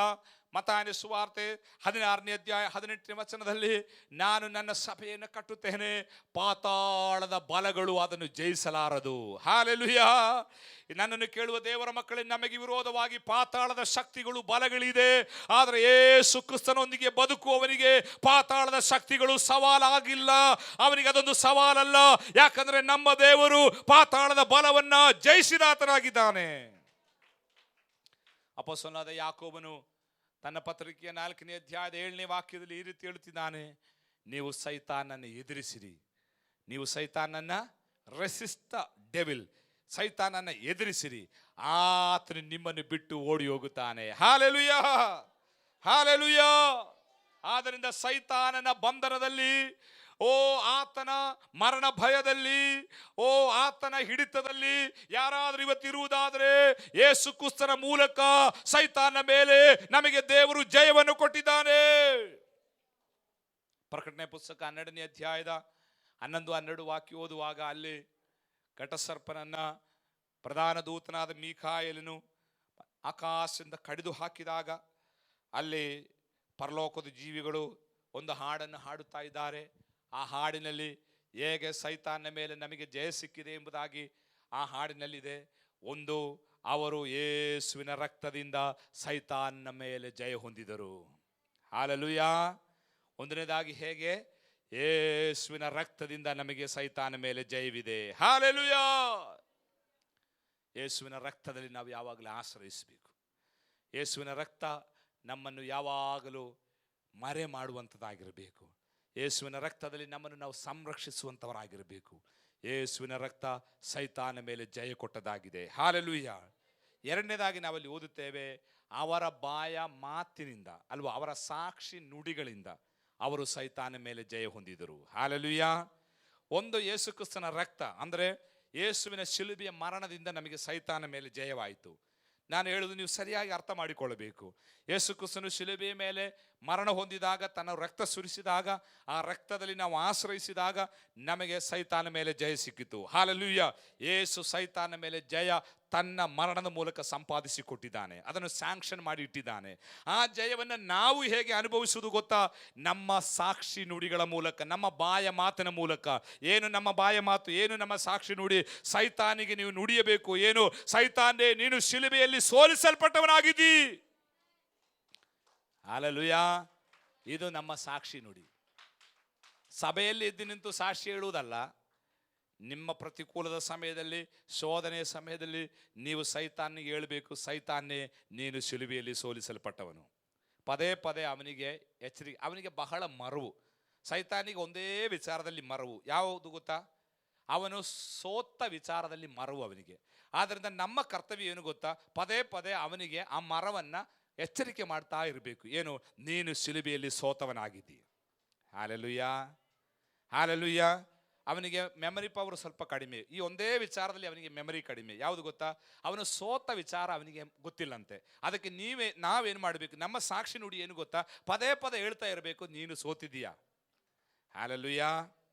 ನೋಡಿ, ಸೈತಾನ ಒಂದು ಕುತಂತ್ರ ಏನು ಗೊತ್ತಾ? ನಾವೇನಾದರೂ ಸಣ್ಣ ಪುಟ್ಟ ತಪ್ಪು ಮಾಡಿದರೆ ನಮ್ಮ ಭೂತಕಾಲವನ್ನು ಅವನು ಎಚ್ಚರಿಕೆ ಮಾಡ್ತಾ ಇರ್ತಾನೆ. ನೀನು ಇಲ್ಲಿ ಬಂದು ಕುಣಿದಾಡುವುದು, ಹಾಡುವುದು, ವಾಕ್ಯ ಕೇಳುವುದೇನು ಬೇಡ, ನೀನು ಯಾರಂತ ನನಗೆ ಗೊತ್ತು, ನೀನು ಮುನ್ನೆ ಅಲ್ಲಿ ಏನು ಮಾಡಿದ್ದು ಅಂತ ನನಗೆ ಗೊತ್ತು. ಸೈತಾನ ಏನು ಮಾಡ್ತಾನೆ? ನಾವು ಮಾಡಿದ ತಪ್ಪುಗಳನ್ನು ದೋಷಾರೋಪಣೆ ಮಾಡಿ ನಮ್ಮ ಮನಸ್ಸಾಕ್ಷಿಗೆ ನಾವು ಮಾಡಿದ ಪಾಪವನ್ನು ಎಚ್ಚರಿಸ್ತಾ ಇರ್ತಾನೆ. ಸ್ವಾಮಿ ನಮ್ಮ ಪಾಪ ಕ್ಷಮಿಸಿ ಆಯಿತು, ಆದರೆ ಸೈತಾನ ಕ್ಷಮಿಸಿಲ್ಲ. ಸೈತಾನ ಹೇಳ್ತಾ ಇರ್ತಾನೆ, ಓ ನೀನು ಹೇಗೆ ಅಂತ ನನಗೆ ಗೊತ್ತು. ನೋಡ್ರಿ, ಇದರಿಂದ ಅನೇಕರಿಗೆ ಆತ್ಮಿಕವಾಗಿ ಬೆಳೀಲಿಕ್ಕೆ ಸಾಧ್ಯವಾಗ್ತಾ ಇಲ್ಲ. ನಾವು ಪ್ರಾರ್ಥನೆ ಮಾಡ್ಲಿಕ್ಕೆ ಆಗ್ತಾ ಇಲ್ಲ. ಸೈತಾನ ಪದೇ ಪದೇ ನಮಗೆ ನೆನಪು ಕೊಡ್ತಾನೆ. ಏನು ನೆನಪು ಕೊಡ್ತಾನೆ ಗೊತ್ತಾ? ನೀನು ಪಾಪ ಮಾಡಿದಿ ಎಂಬುದಾಗಿ. ಆಗ ನೀವು ಸೈತಾನಿಗೆ ನೆನಪು ಕೊಡಬೇಕು. ನಿಮ್ಮ ಭೂತಕಾಲವನ್ನ ಅವನು ನೆನಪಿಸುವಾಗ ನೀವು ಸೈತಾನ ವರ್ತಮಾನ ಕಾಲವನ್ನು ನೆನಪಿಸಬೇಕು. ಹೇಳಿದ ಅರ್ಥ ಆಗ್ತಾ ಇದೆಯಾ? ಸೈತಾನನು ನಮ್ಮ ಭೂತಕಾಲವನ್ನು ನಮಗೆ ಎಚ್ಚರಿಕೆಗೆ ತರುವಾಗ ನಮ್ಮ ಕೆಲಸ ಏನು ಗೊತ್ತಾ? ನಮ್ಮ ಸಾಕ್ಷಿ ನುಡಿ ಏನು ಗೊತ್ತಾ? ಸೈತಾನನೇ, ನೀನು ಸೋಲಿಸಲ್ಪಟ್ಟವನು, ನೀನು ನಿತ್ಯತೆಯಲ್ಲೂ ಸೋಲಿಸಲಿಕ್ಕಿದೀಯಾ, ಸೋಲಲ್ಪಡ್ಲಿಕ್ಕಿದೀಯಾ. ಹಲ್ಲೆಲೂಯಾ. ಹಲ್ಲೆಲೂಯಾ. ಸೈತಾನು ನಮ್ಮ ಭೂತಕಾಲವನ್ನು ಎಚ್ಚರಿಸುವಾಗ ಸೈತಾನಿಗೆ ಅವನ ವರ್ತಮಾನ ಕಾಲವನ್ನು ನಾವು ಎಚ್ಚರಿಸಬೇಕು. ಹಲ್ಲೆಲೂಯಾ. ಪ್ರಕಟಣೆಯ ಪುಸ್ತಕದ ಕೊನೆಯ ಅಧ್ಯಾಯಕ್ಕೆ ನಾವು ಬರುವಾಗ ಪರಲೋಕದಿಂದ ಒಬ್ಬ ದೂತನು ಬಂದು ಅಧೋಲೋಕದ ಬೀಗದ ಕೈಯುಳ್ಳವನಾಗಿ ಬಂದು ಸೈತಾನನನ್ನು ಎಂದೆಂದಿಗೂ ಅಗ್ನಿ ಗಂಧಕಗಳುರಿಯುವ ನರಕಕ್ಕೆ ದುಬ್ಬಿದನು. Price the lord. ಅವನ ಅಂತ್ಯ ನಿತ್ಯ ನರಕ. ಅವನು ಕೊನೆಯದಾಗಿಯೂ ಸೋಲಲ್ಪಡ್ಲಿಕ್ಕಿದ್ದಾನೆ. ಸೈತಾನಿಗೆ ಎಚ್ಚರಿಸಬೇಕು, ನೀನು ಜಯಶಾಲಿಯಲ್ಲ, ನೀನು ಜಯಶಾಲಿಯಲ್ಲ, ನೀನು ಸೋತವನಾಗಿದ್ದಿ, ಇನ್ನು ನೀನು ಸೋಲಿಕ್ಕಿದ್ದಿ. ಹಾಲೆಲೂಯಾ. ನಿನ್ನ ಅಂತ್ಯ ಸೋಲಾಗಿದೆ. ಹಲ್ಲೆಲೂಯಾ. ಹಲ್ಲೆಲೂಯಾ. ಅದಾಗಿದೆ ಪ್ರಕಟಣೆ 12:11 ಹೇಳುವಂಥದ್ದು. ಅವರ ತಮ್ಮ ಸಾಕ್ಷಿ ನುಡಿಯಿಂದ, ತನ್ನ ಬಾಯ ಮಾತುಗಳಿಂದ ಸೈತಾನ ಮೇಲೆ ಜಯ ಹೊಂದಿದರು. ಹಲ್ಲೆಲೂಯಾ. ಹಲ್ಲೆಲೂಯಾ. ಯಾಕೋಬ ಹೇಳ್ತಾರೆ, ಸೈತಾನನ ಎದುರಿಸಿರಿ, ಆತ ನಿಮ್ಮನ್ನು ಬಿಟ್ಟು ಓಡಿ ಹೋಗ್ತಾನೆ. ಅವನು ಎದುರಿಸಬೇಕಾದ್ರೆ ಅವನಿಗಿರುವುದು ಯಾವುದು ನಮ್ಮಲ್ಲಿ ಇರಬಾರ್ದು. ಅವನಿಗಿರುವುದು ಯಾವುದು ನಮ್ಮಲ್ಲಿ ಇರಬಾರ್ದು. ಕೆಲವರು ಮೀನು ಸುಟ್ಟು ಬಿಟ್ಟು ಬೆಕ್ಕಿಗೆ ಹೊಡಿತಾರೆ, ಹೋಗಬೇಕು ಹೋಗಬೇಕು ಅಂತೇಳಿ. ಬೆಕ್ಕು ಹೋಗ್ತದ? ಬೆಕ್ಕು ಹೋಗ್ಬೇಕಾದ್ರೆ ಬೆತ್ತ ತೆಗಿಬೇಕು. ಒಣ ಮೀನಿನಿಂದ ಬೆಕ್ಕನ್ನು ಓಡಿಸ್ಲಿಕ್ಕೆ ಆಗ್ತದ? ಬೆಕ್ಕು ಮತ್ತೆ ಮತ್ತೆ ಬರ್ತದೆ. ಕೆಲವರು ಹೀಗೆ ಸೈತಾನ ಎದುರಿಸುವುದು. ಸೈತಾನಿಗೆ ಇಷ್ಟವಿರುವುದು ನಮ್ಮ ಕೈಯಲ್ಲಿದೆ, ಒಣ ಮೀನು ನಮ್ಮ ಕೈಯಲ್ಲಿದೆ. ನಾವು ಹಿಂಗೆ ಹೊಡೆದ್ರೆ ಬೆಕ್ಕು ಮತ್ತೆ ಮತ್ತೆ ಬರ್ತಾ ಇರ್ತದೆ. Praise the lord. ಅದಕ್ಕೆ ಸ್ವಾಮಿ ಹೇಳ್ತಾ ಇದ್ದಾನೆ, ಈ ಲೋಕಾಧಿಪತಿಯ ಬಗ್ಗೆ ಯೋಹಾನ ಸುವಾರ್ತೆಯಲ್ಲಿ ಸ್ವಾಮಿ 3 ಸಾರಿ ಹೇಳಿದಾಗ ಅವನಿಗೆ ಸಂಬಂಧಪಟ್ಟದ್ದು ಯಾವುದು ನನ್ನ ಬಳಿಯಲ್ಲಿಲ್ಲ. ಒಂದು ಸ್ತೋತ್ರ ಹೇಳೋಣ. ಸೈತಾನನಿಗೆ ಸಂಬಂಧಪಟ್ಟದ್ದು ಯಾವುದು ನಮ್ಮ ಕೈಯಲ್ಲಿ ಇಲ್ಲದಿದ್ದರೆ ನಾವು ಎದುರಿಸುವಾಗ ಸೈತಾನ ಓಡಿ ಹೋಗ್ತಾನೆ. ಹಲ್ಲೆಲೂಯಾ. ಇದು ಚರ್ಚಲ್ಲಿ ಬರುವಾಗ ನಾವು ಯೇಸು ಸ್ವಾಮಿಯ ಜೊತೆಯಲ್ಲಿ, ಹೊರಗೆ ಹೋಗುವಾಗ ಅವನ ಜೊತೆಯಲ್ಲಿ. Praise the lord. ಇಲ್ಲಿ ಬಂದು ಹೋಗು ಸೈತಾನೆ ಅಂತ ಹೇಳಿದ ಅವ ಹೋಗಲ್ಲ. ಅವ ಕೇಳ್ತಾನೆ, ನೀನು ಯಾರ ನನ್ನ ಹತ್ರ ಹೇಳೋಕ್ಕೆ ಅಂತ ಹೇಳ್ತಾರೆ. ಒಮ್ಮೆ ಪೌಲನ ಕಾಲದಲ್ಲಿ ಸ್ಕೇವ ಮತ್ತು ಅವನ ಮಕ್ಕಳು ಸೈತಾನ ಓಡಿಸಲಿಕ್ಕೆ ಹೋದರು. ಆವಾಗ ಸೈತಾನ ಕೇಳಿದ್ರು, ನನಗೆ ಪೇತ್ರ ಗೊತ್ತು, ಪೌಲ ಗೊತ್ತು, ನನಗೆ ಅಪೊಸ್ತಲ ಗೊತ್ತು, ನೀನು ಯಾರ ಅಂತ ಕೇಳಿದ. ತಿರುಗಿ ಅವರನ್ನ ಅಟಾಕ್ ಮಾಡಿದರು. Praise the lord. ಯಾಕೆ? ಸೈತಾನನ ಯಾವುದು ನಮ್ಮಲ್ಲಿ ಇಲ್ಲದಿದ್ದರೆ ಸೈತಾನ್ ನಮ್ಮನ್ನು ಬಿಟ್ಟು ಹೋಗ್ತಾನೆ. ಸ್ತೋತ್ರ ಹೇಳ್ತೀರಾ? ಆದ್ದರಿಂದ ಇವತ್ತು ಒಂದು ಡಿಸಿಷನ್ ತಗೊಳ್ಬೇಕು, ತೀರ್ಮಾನ ತಗೊಳ್ಬೇಕು. ಸೈತಾನನಿಗಿರುವುದು ಯಾವುದು ನನ್ನ ಬಳಿಯಲ್ಲಿಲ್ಲ.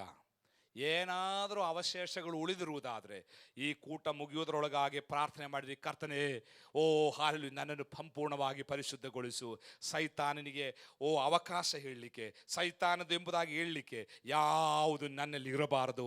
ಅವನಿಗಿರುವುದನ್ನೆಲ್ಲ ನಾನು ವಿಚ್ಛೇದಿಸ್ತಾ ಇದ್ದೇನೆ. ಅವನ ಸಂಬಂಧವನ್ನು ನಾನು ಇವತ್ತು ಕಡಿದು ಹಾಕ್ತಾ ಇದ್ದೇನೆ. ನಾನು ಇವತ್ತು ಯೇಸುವಿನ ಮಗನಾಗಿ ಜೀವಿಸುವುದಕ್ಕಾಗಿ ನಾನು ತೀರ್ಮಾನಿಸುತ್ತೇನೆ ಎಂಬುದಾಗಿ ನೀವು ಪ್ರಾರ್ಥನೆ ಮಾಡುವಾಗ ಸೈತಾನ ನಿಮ್ಮನ್ನು ಬಿಟ್ಟು ಓಡಿ ಹೋಗುವ ಆತನಾಗಿದ್ದಾನೆ. Hallelujah, hallelujah, hallelujah.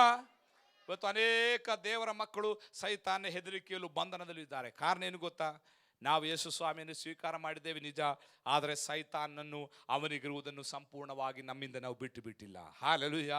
ಸಂಪೂರ್ಣವಾಗಿ ಸೈತಾನಿಗಿರುವಂಥದ್ದೆಲ್ಲ ನಮ್ಮಿಂದ ತೆಗೆದು ಹಾಕುವಾಗ, ಅವನ ಸ್ವಾಧೀನತೆ ನಮ್ಮಿಂದ ಬಿಟ್ಟು ಹೋಗುವಾಗ, ಸೈತಾನನಿಗೆ ಸಂಬಂಧಪಟ್ಟದ್ದು ಯಾವುದು ನಮ್ಮಲ್ಲಿ ಇಲ್ಲದೆ ಇರುವಾಗ ನಾವು ಪ್ರಾರ್ಥಿಸುವಾಗ, ಗದರಿಸುವಾಗ ಆತನು ನಮ್ಮ ಮಾತನ್ನು ಕೇಳ್ತಾನೆ. Hallelujah, hallelujah. ಎಷ್ಟು ಮಂದಿ ಬಯಸ್ತಾ ಇದ್ದೀರಿ, ಕ್ರಿಸ್ತನಲ್ಲಿ ನನಗೆ ಸೈತಾನ ಮೇಲೆ ಒಂದು ಸ್ವಾತಂತ್ರ್ಯ, ಒಂದು ಜಯ ಬೇಕು ಎಂಬುದಾಗಿ ಎಷ್ಟು ಮಂದಿ ಬಯಸ್ತಾ ಇದ್ದೀರಿ? ನನಗೊಂದು ಅಧಿಕಾರ, ಯೇಸುವಿನ ನಾಮದೊಂದು ಅಧಿಕಾರ ಬೇಕೆಂಬುದಾಗಿ ಎಷ್ಟು ಮಂದಿ ಬಯಸ್ತಾ ಇದ್ದೀರಿ? ಪ್ರಾರ್ಥನೆ ಮಾಡಿ. ಎಲ್ಲರೂ 1 ನಿಮಿಷ ಕೈಗಳನ್ನು ಮೇಲೆ ಕೆತ್ತಿಡಿದವರಾಗಿ ಪ್ರಾರ್ಥನೆ ಮಾಡಿರಿ. ಕರ್ತನೇ, ನಿನ್ನ ರಕ್ತದಿಂದ ತೊಳೆಯ ಮಾಡು ಸ್ವಾಮಿ. ನಿನ್ನನ್ನು ನಾನು ಮಗನಾಗಿ ಮಾರ್ಪಡಿಸು ಕರ್ತನೇ. ನನ್ನ ಜೀವಿತದಲ್ಲಿ ಅನೇಕ ತಪ್ಪುಗಳು, ಕುಂದುಕೊರತೆಗಳು ಬಂದಿದೆ, ನನ್ನನ್ನು ಕ್ಷಮಿಸು ಕರ್ತನೇ. ಸೈತಾನಿಗಿರುವಂಥದ್ದು ಇಂದಿನಿಂದ ನನ್ನಲ್ಲಿಯೂ ನನ್ನ ಕುಟುಂಬದಲ್ಲಿ ನಾನು ಇಟ್ಟುಕೊಡುವುದಿಲ್ಲ ಕರ್ತನೆ. ನಾನು ಅದನ್ನೆಲ್ಲ ಬಿಡಲಿಕ್ಕೆ ತಯಾರು ಮಾಡ್ತಾ ಇದ್ದೇನೆ. ನಾನು ಇವತ್ತು ಅದಕ್ಕೆ ತೀರ್ಮಾನ ತೆಗೆಯುತ್ತಾ ಇದ್ದೇನೆ. ಸೈತಾನಿಗೆ ಸಂಬಂಧಪಟ್ಟದ್ದು ನನ್ನಲ್ಲಾಗಲಿ, ನನ್ನ ಮಕ್ಕಳಲ್ಲಾಗಲಿ, ನನ್ನ ಗಂಡನಲ್ಲಾಗಲಿ, ನನ್ನ ಹೆಂಡತಿಯಲ್ಲಾಗಲಿ, ನನ್ನ ಸಭೆಯಲ್ಲಾಗಲಿ ಇಲ್ಲ ಕರ್ತನೆ. ನಾವು ಹಲ್ಲೆಲೂಯಾ ಸೈತಾನನನ್ನ ಮನಪೂರ್ವಕವಾಗಿ ತ್ಯಜಿಸುತ್ತೇವೆ. ಅವನ ಎಲ್ಲ ತಂತ್ರಗಳನ್ನ, ಅವನೆಲ್ಲ ಉಪಾಯಗಳನ್ನ ನಾವು ಯೇಸುವಿನ ನಾಮದಲ್ಲಿ ಲಯಪಡಿಸುತ್ತೇವೆ. Hallelujah, hallelujah. ನನ್ನೊಟ್ಟಿಗೆ 1 ನಿಮಿಷ ಎದ್ದು ನಿಂತುಕೊಳ್ತೀರಾ? 1 ನಿಮಿಷ ಎದ್ದು ನಿಂತುಕೊಳ್ತೀರಾ? ನಾವೆಲ್ಲರೂ ಪ್ರಾರ್ಥನೆ ಮಾಡಲಿಕ್ಕಿದೆ. 1 ನಿಮಿಷ. ನನ್ನ ಸಂದೇಶ ಮುಗಿದಿಲ್ಲ. ಇದರ ಮಧ್ಯದಲ್ಲಿ ದೇವರ ಆತ್ಮ ನೀ ಕೊಟ್ಟ ಪ್ರೇರಣೆಯಿಂದ ನಾನು ಹೇಳ್ತಾ ಇದ್ದೇನೆ. 1 ನಿಮಿಷ ನಿಮ್ಮ ಕೈಗಳನ್ನು ಪರಲೋಕಕ್ಕೆ ಎತ್ತಿ ಹಿಡಿದವರಾಗಿ ನಾನು ಹೇಳುವಾಗ ಎಲ್ಲರೂ ಹೇಳಿರಿ, ಹಲ್ಲೆಲೂಯಾ. ಯೇಸುವೇ, ನನ್ನನ್ನು ನಿನ್ನ ರಕ್ತದಿಂದ ತೊಳೆಯ ಮಾಡು, ಎಲ್ಲ ಬಂಧನಗಳಿಂದ ನನ್ನನ್ನು ಬಿಡಿಸು. ಪಾಪದ ಬಂಧನದಿಂದ, ಧರ್ಮಶಾಸ್ತ್ರದ ಬಂಧನದಿಂದ, ಲೋಕದ ಬಂಧನಗಳಿಂದ, ಸೈತಾನನ ಬಂಧನದಿಂದ ನನ್ನನ್ನು ಸ್ವತಂತ್ರಗೊಳಿಸು. ಏ ಸೈತಾನನೇ, ನಿನಗೆ ಸಂಬಂಧಪಟ್ಟದ್ದು ಯಾವುದು ನನ್ನ ಬಳಿಯಲ್ಲಿಲ್ಲ. ನಿನ್ನನ್ನ ಸಂಪೂರ್ಣವಾಗಿ ನಾನು ಓಡಿಸುತ್ತೇನೆ. ನಿನಗೆ ಸಂಬಂಧಪಟ್ಟದ್ದು ಇನ್ನು ಮೇಲೆ ನನ್ನಲ್ಲಿ ಇಲ್ಲ. ನಿನ್ನ ಸ್ವಾಧೀನತೆಯನ್ನ ನಾನು ಯೇಸುವಿನ ನಾಮದಲ್ಲಿ ಮುರಿದು ಹಾಕುತ್ತೇನೆ. ನಿನ್ನ ಸಂಬಂಧ ಇಲ್ಲಿಗೆ ಮುಕ್ತಾಯವಾಯಿತು. ನನ್ನನ್ನು, ನನ್ನ ಮನೆಯನ್ನು ಬಿಟ್ಟು ಹೋಗು. ನಾನು ಇಂದಿನಿಂದ ಯೇಸುವಿನ ಮಗನಾಗಿದ್ದೇನೆ, ಯೇಸುವಿನ ಮಗಳಾಗಿದ್ದೇವೆ. ಯೇಸುವಿನ ರಕ್ತದಲ್ಲಿ ನಮಗೆ ಜಯವಿದೆ. ಯೇಸುವಿನ ವಾಕ್ಯದಲ್ಲಿ ನಮಗೆ ಜಯವಿದೆ. ಸೈತಾನನೇ, ನಿನ್ನನ್ನು ಶಿಲುಬೆಯಲ್ಲಿ ಯೇಸು ಸೋಲಿಸಿದ್ದಾನೆ. ನಿನ್ನನ್ನು ಶಿಲುಬೆಯಲ್ಲಿ ನಿನ್ನನ್ನು ನಿರಾಯುಧನನ್ನಾಗಿ ಮಾಡಿದ್ದಾನೆ. Hallelujah, hallelujah. ಕೈ ಚಪ್ಪಾಳೆ ತಟ್ಟುತ್ತಾ ಅಲ್ಪ ಸಮಯ ದೇವರಿಗೆ ಮಹಿಮೆ ಸಲ್ಲಿಸೋಣ. ಹಾಲೆಲೂಯಾ. ಯೇಸು ಕ್ರಿಸ್ತನ ಮೂಲಕ ನಮ್ಮನ್ನು ಜಯೋತ್ಸವವಾಗಿ ಮೆರೆಸುವ ಕರ್ತನಿಗೆ ಸ್ತೋತ್ರ ಮಾಡೋಣ. ರಿಕಮನ ಹಡಗಮನ ಶಂದರ ರಿಗಬಲ ಹಡಗಮನ ದುರೆಗಡಗ ಶೈಡಬ ರಿಕಬರ ದಿರದಲ. ಇವತ್ತೊಂದು ಸ್ವಾತಂತ್ರ್ಯ ಜನರಲ್ಲಿ ಬರಲಿ. ಬಂಧನಗಳು ಯೇಸುವಿನ ನಾಮದಲ್ಲಿ ಮುರಿಯಲ್ಪಡಲಿ. ಸೈತಾನ ಕಟ್ಟುಗಳು ಯೇಸುವಿನ ನಾಮದಲ್ಲಿ ಇವರನ್ನು ಬಿಟ್ಟು ಹೋಗಲಿ. ಹಾಲೆಲೂಯ. ಇವರು ಕ್ರಿಸ್ತನಲ್ಲಿ ಸ್ವಾತಂತ್ರ್ಯದ ಅನುಭವಕ್ಕೆ ಬರಲಿ ಕರ್ತನೆ. ರಿಗಮನ ಶಂದರ ರಿಗಮನ ಹಡಗಮನ ಶೈಡಬ ರಿಕಬರಾದರ. Hallelujah, hallelujah, hallelujah, hallelujah. ದಯಮಾಡಿ ಎಲ್ಲರೂ ಪ್ರಾರ್ಥನಾ ಪೂರ್ವಕವಾಗಿ ಕೂತುಕೊಳ್ಳಿರಿ. ಹಾಲೆಲೂಯ. ದೇವರನ್ನ ಅರಿಯುವುದು ಏನು ಎಂಬುದಾಗಿ ನಾನು ನಿಮಗೆ ಹೇಳಿದೆ. ದೇವರನ್ನ ಅರಿಯುವುದು ಅಂದರೆ ಕ್ರಿಸ್ತನ ಸ್ವಾತಂತ್ರ್ಯವನ್ನು ಅನುಭವಿಸುವುದು ಎಂಬುದು ಅದರ ಅರ್ಥ. ಸ್ವಾಮಿಯನ್ನು ಅರಿಯುವುದಂದರೆ ಕ್ರಿಸ್ತನಲ್ಲಿ ಸ್ವಾತಂತ್ರ್ಯವನ್ನು ಅನುಭವಿಸುವಂಥದ್ದು. ಹಾಲೆಲೂಯ. ನಾವು 2 ವಾಕ್ಯ ಓದಿ ಯೋಹಾನ ಸುವಾರ್ತೆ 8ನೇ ಅಧ್ಯಾಯದಿಂದ. ನೀವು ಸತ್ಯವನ್ನು ತಿಳಿದುಕೊಳ್ಳಿರಿ, ಸತ್ಯ ನಿಮ್ಮನ್ನ ಸ್ವಾತಂತ್ರ್ಯ ಬಿಡುಗಡೆ ಮಾಡುತ್ತದೆ. 36ನೇ ವಚನದಲ್ಲಿ ಮಗನು ನಿಮಗೆ ಬಿಡುಗಡೆ ಮಾಡಿದರೆ ನೀವು ಸಂಪೂರ್ಣ ಬಿಡುಗಡೆ ಹೊಂದುತ್ತೀರಿ. Praise the Lord. ಯೇಸು ಕ್ರಿಸ್ತನನ್ನು ಅರಿಯುವಾಗ ನಮ್ಮಲ್ಲಿ ಬಿಡುಗಡೆ ಉಂಟಾಗ್ತದೆ. Praise the Lord. ನಮ್ಮಲ್ಲಿ ಸ್ವಾತಂತ್ರ್ಯ ಉಂಟಾಗ್ತದೆ. ಯೇಸು ಕ್ರಿಸ್ತನನ್ನು ಅರಿಯುವುದು ಎಂಬುದಾಗಿ ಹೇಳಿದರೆ ಯೇಸು ಕ್ರಿಸ್ತನ ಮೂಲಕವಾಗಿರುವ ಸಂಪೂರ್ಣ ಬಿಡುಗಡೆ ಅನುಭವಿಸುವುದು ಎಂಬುದಾಗಿದೆ. ಇದು ಅರ್ಥ ಆದವರು ಕೈಗಳೆತ್ತಿ ದೇವರಿಗೆ ಸ್ತೋತ್ರ ಹೇಳೋಣ. ಇನ್ನು ಯೇಸು ಸ್ವಾಮಿಯನ್ನು ಅರಿಯುವುದು ಎಂಬುದಾಗಿ ಹೇಳಿದರೆ ನಿತ್ಯ ಜೀವವನ್ನು ಅನುಭವಿಸುವಂಥದ್ದಾಗಿದೆ. 1 ಸ್ವಾತಂತ್ರ್ಯ ಅನುಭವಿಸುವುದು, 2 ನಿತ್ಯ ಜೀವವನ್ನು ಅನುಭವಿಸುವಂಥದ್ದಾಗಿದೆ. ನಾವು ಯೋಹಾನ ಸುವಾರ್ತೆ 17ನೇ ಅಧ್ಯಾಯದ 3ನೇ ವಾಕ್ಯಕ್ಕೆ ಬರೋಣ. ಯೋಹಾನ ಸುವಾರ್ತೆ 17ನೇ ಅಧ್ಯಾಯದ 3ನೇ ವಾಕ್ಯ ನಾವಲ್ಲಿ ಓದುತ್ತೇವೆ. ಏಕಸತ್ಯ ದೇವರಾದ ನಿನ್ನನ್ನು ನೀನು ಕಳುಹಿಸಿಕೊಟ್ಟಿರುವ ಮಗನನ್ನು ಅರಿಯುವುದೇ ನಿತ್ಯ ಜೀವವಾಗಿದೆ. Praise the lord, praise the Lord. ಕನ್ನಡದಲ್ಲಿ ಆ ವಾಕ್ಯ ಯೋಹಾನ ಸುವಾರ್ತೆ 17:3.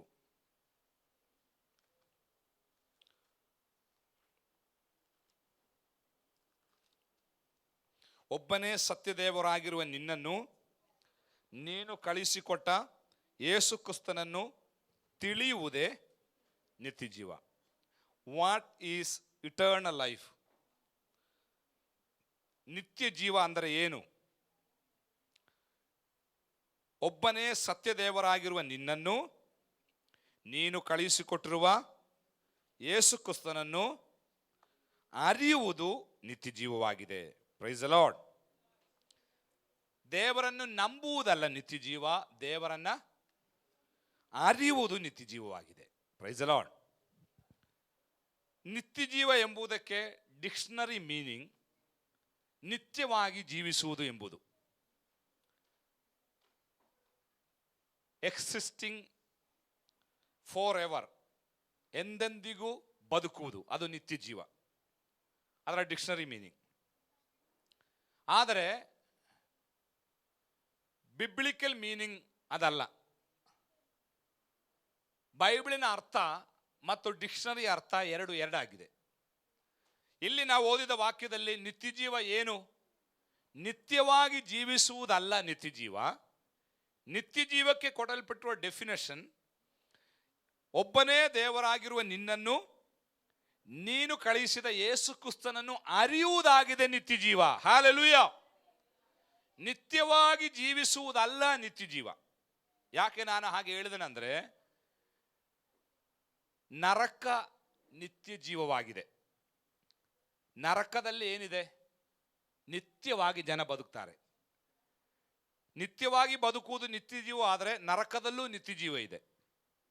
ಯಾಕಂದರೆ ನರಕದಲ್ಲಿ ಒಬ್ಬನು ಬಿದ್ದರೆ ಅವನಿಗೆ 5 ವರ್ಷ ಆದ ಮೇಲೆ ಹೊರಗೆ ಬರಲಿಕ್ಕಾಗಲ್ಲ. ಕೆಲವರು ತಿಳ್ಕೊಂಡಿದ್ದಾರೆ ನರಕ ಅಂತ ಅಂದರೆ ನಮ್ಮ ಸೆರೆ, ಜೈಲಿನ ಹಾಗೆ ಅಂತ. 6 ತಿಂಗಳು ಅಥವಾ 1 ವರ್ಷ ಆದಾಗ ಪರೋಲ್ನಲ್ಲಿ ತಿರುಗಿ ಬರ್ಬೋದು ಅಂತ ಕೆಲವರು ನೆನೆಸ್ಕೊಂಡಿದ್ದಾರೆ. ಹಲ್ಲೆಲೂಯಾ. ಜೈಲಿಗೆ ಹೋದರೆ ಸ್ವಲ್ಪ ದಿವಸ ಆಗುವಾಗ ಜಾಮೀನು ಸಿಕ್ಕಿದ್ರೆ ನಮಗೆ ಹೊರಗೆ ಬರ್ಬೋದು. ನರಕ ಜೈಲಲ್ಲ. ಒಮ್ಮೆ ಅಲ್ಲಿಗೆ ಬಿದ್ದರೆ ಮತ್ತೆ ಜಾಮೀನು ಸಿಗುವುದಿಲ್ಲ, ಮತ್ತೆ ಪರೋಳಿಗೆ ಇಳಿಲಿಕ್ಕಾಗಲ್ಲ. ಅದು ನಿತ್ಯವಾದ ಜೀವನ. ಅಲ್ಲಿ ನಾವು ನಿತ್ಯ ನರಕಯಾತನೆ ಅನುಭವಿಸಬೇಕು. Praise the lord. ನಾವು ಸ್ವರ್ಗಕ್ಕೆ ಹೋದರೆ ಸ್ವರ್ಗದಲ್ಲಿ ಏನಿದೆ? ನಿತ್ಯವಾದ ವಾಸ.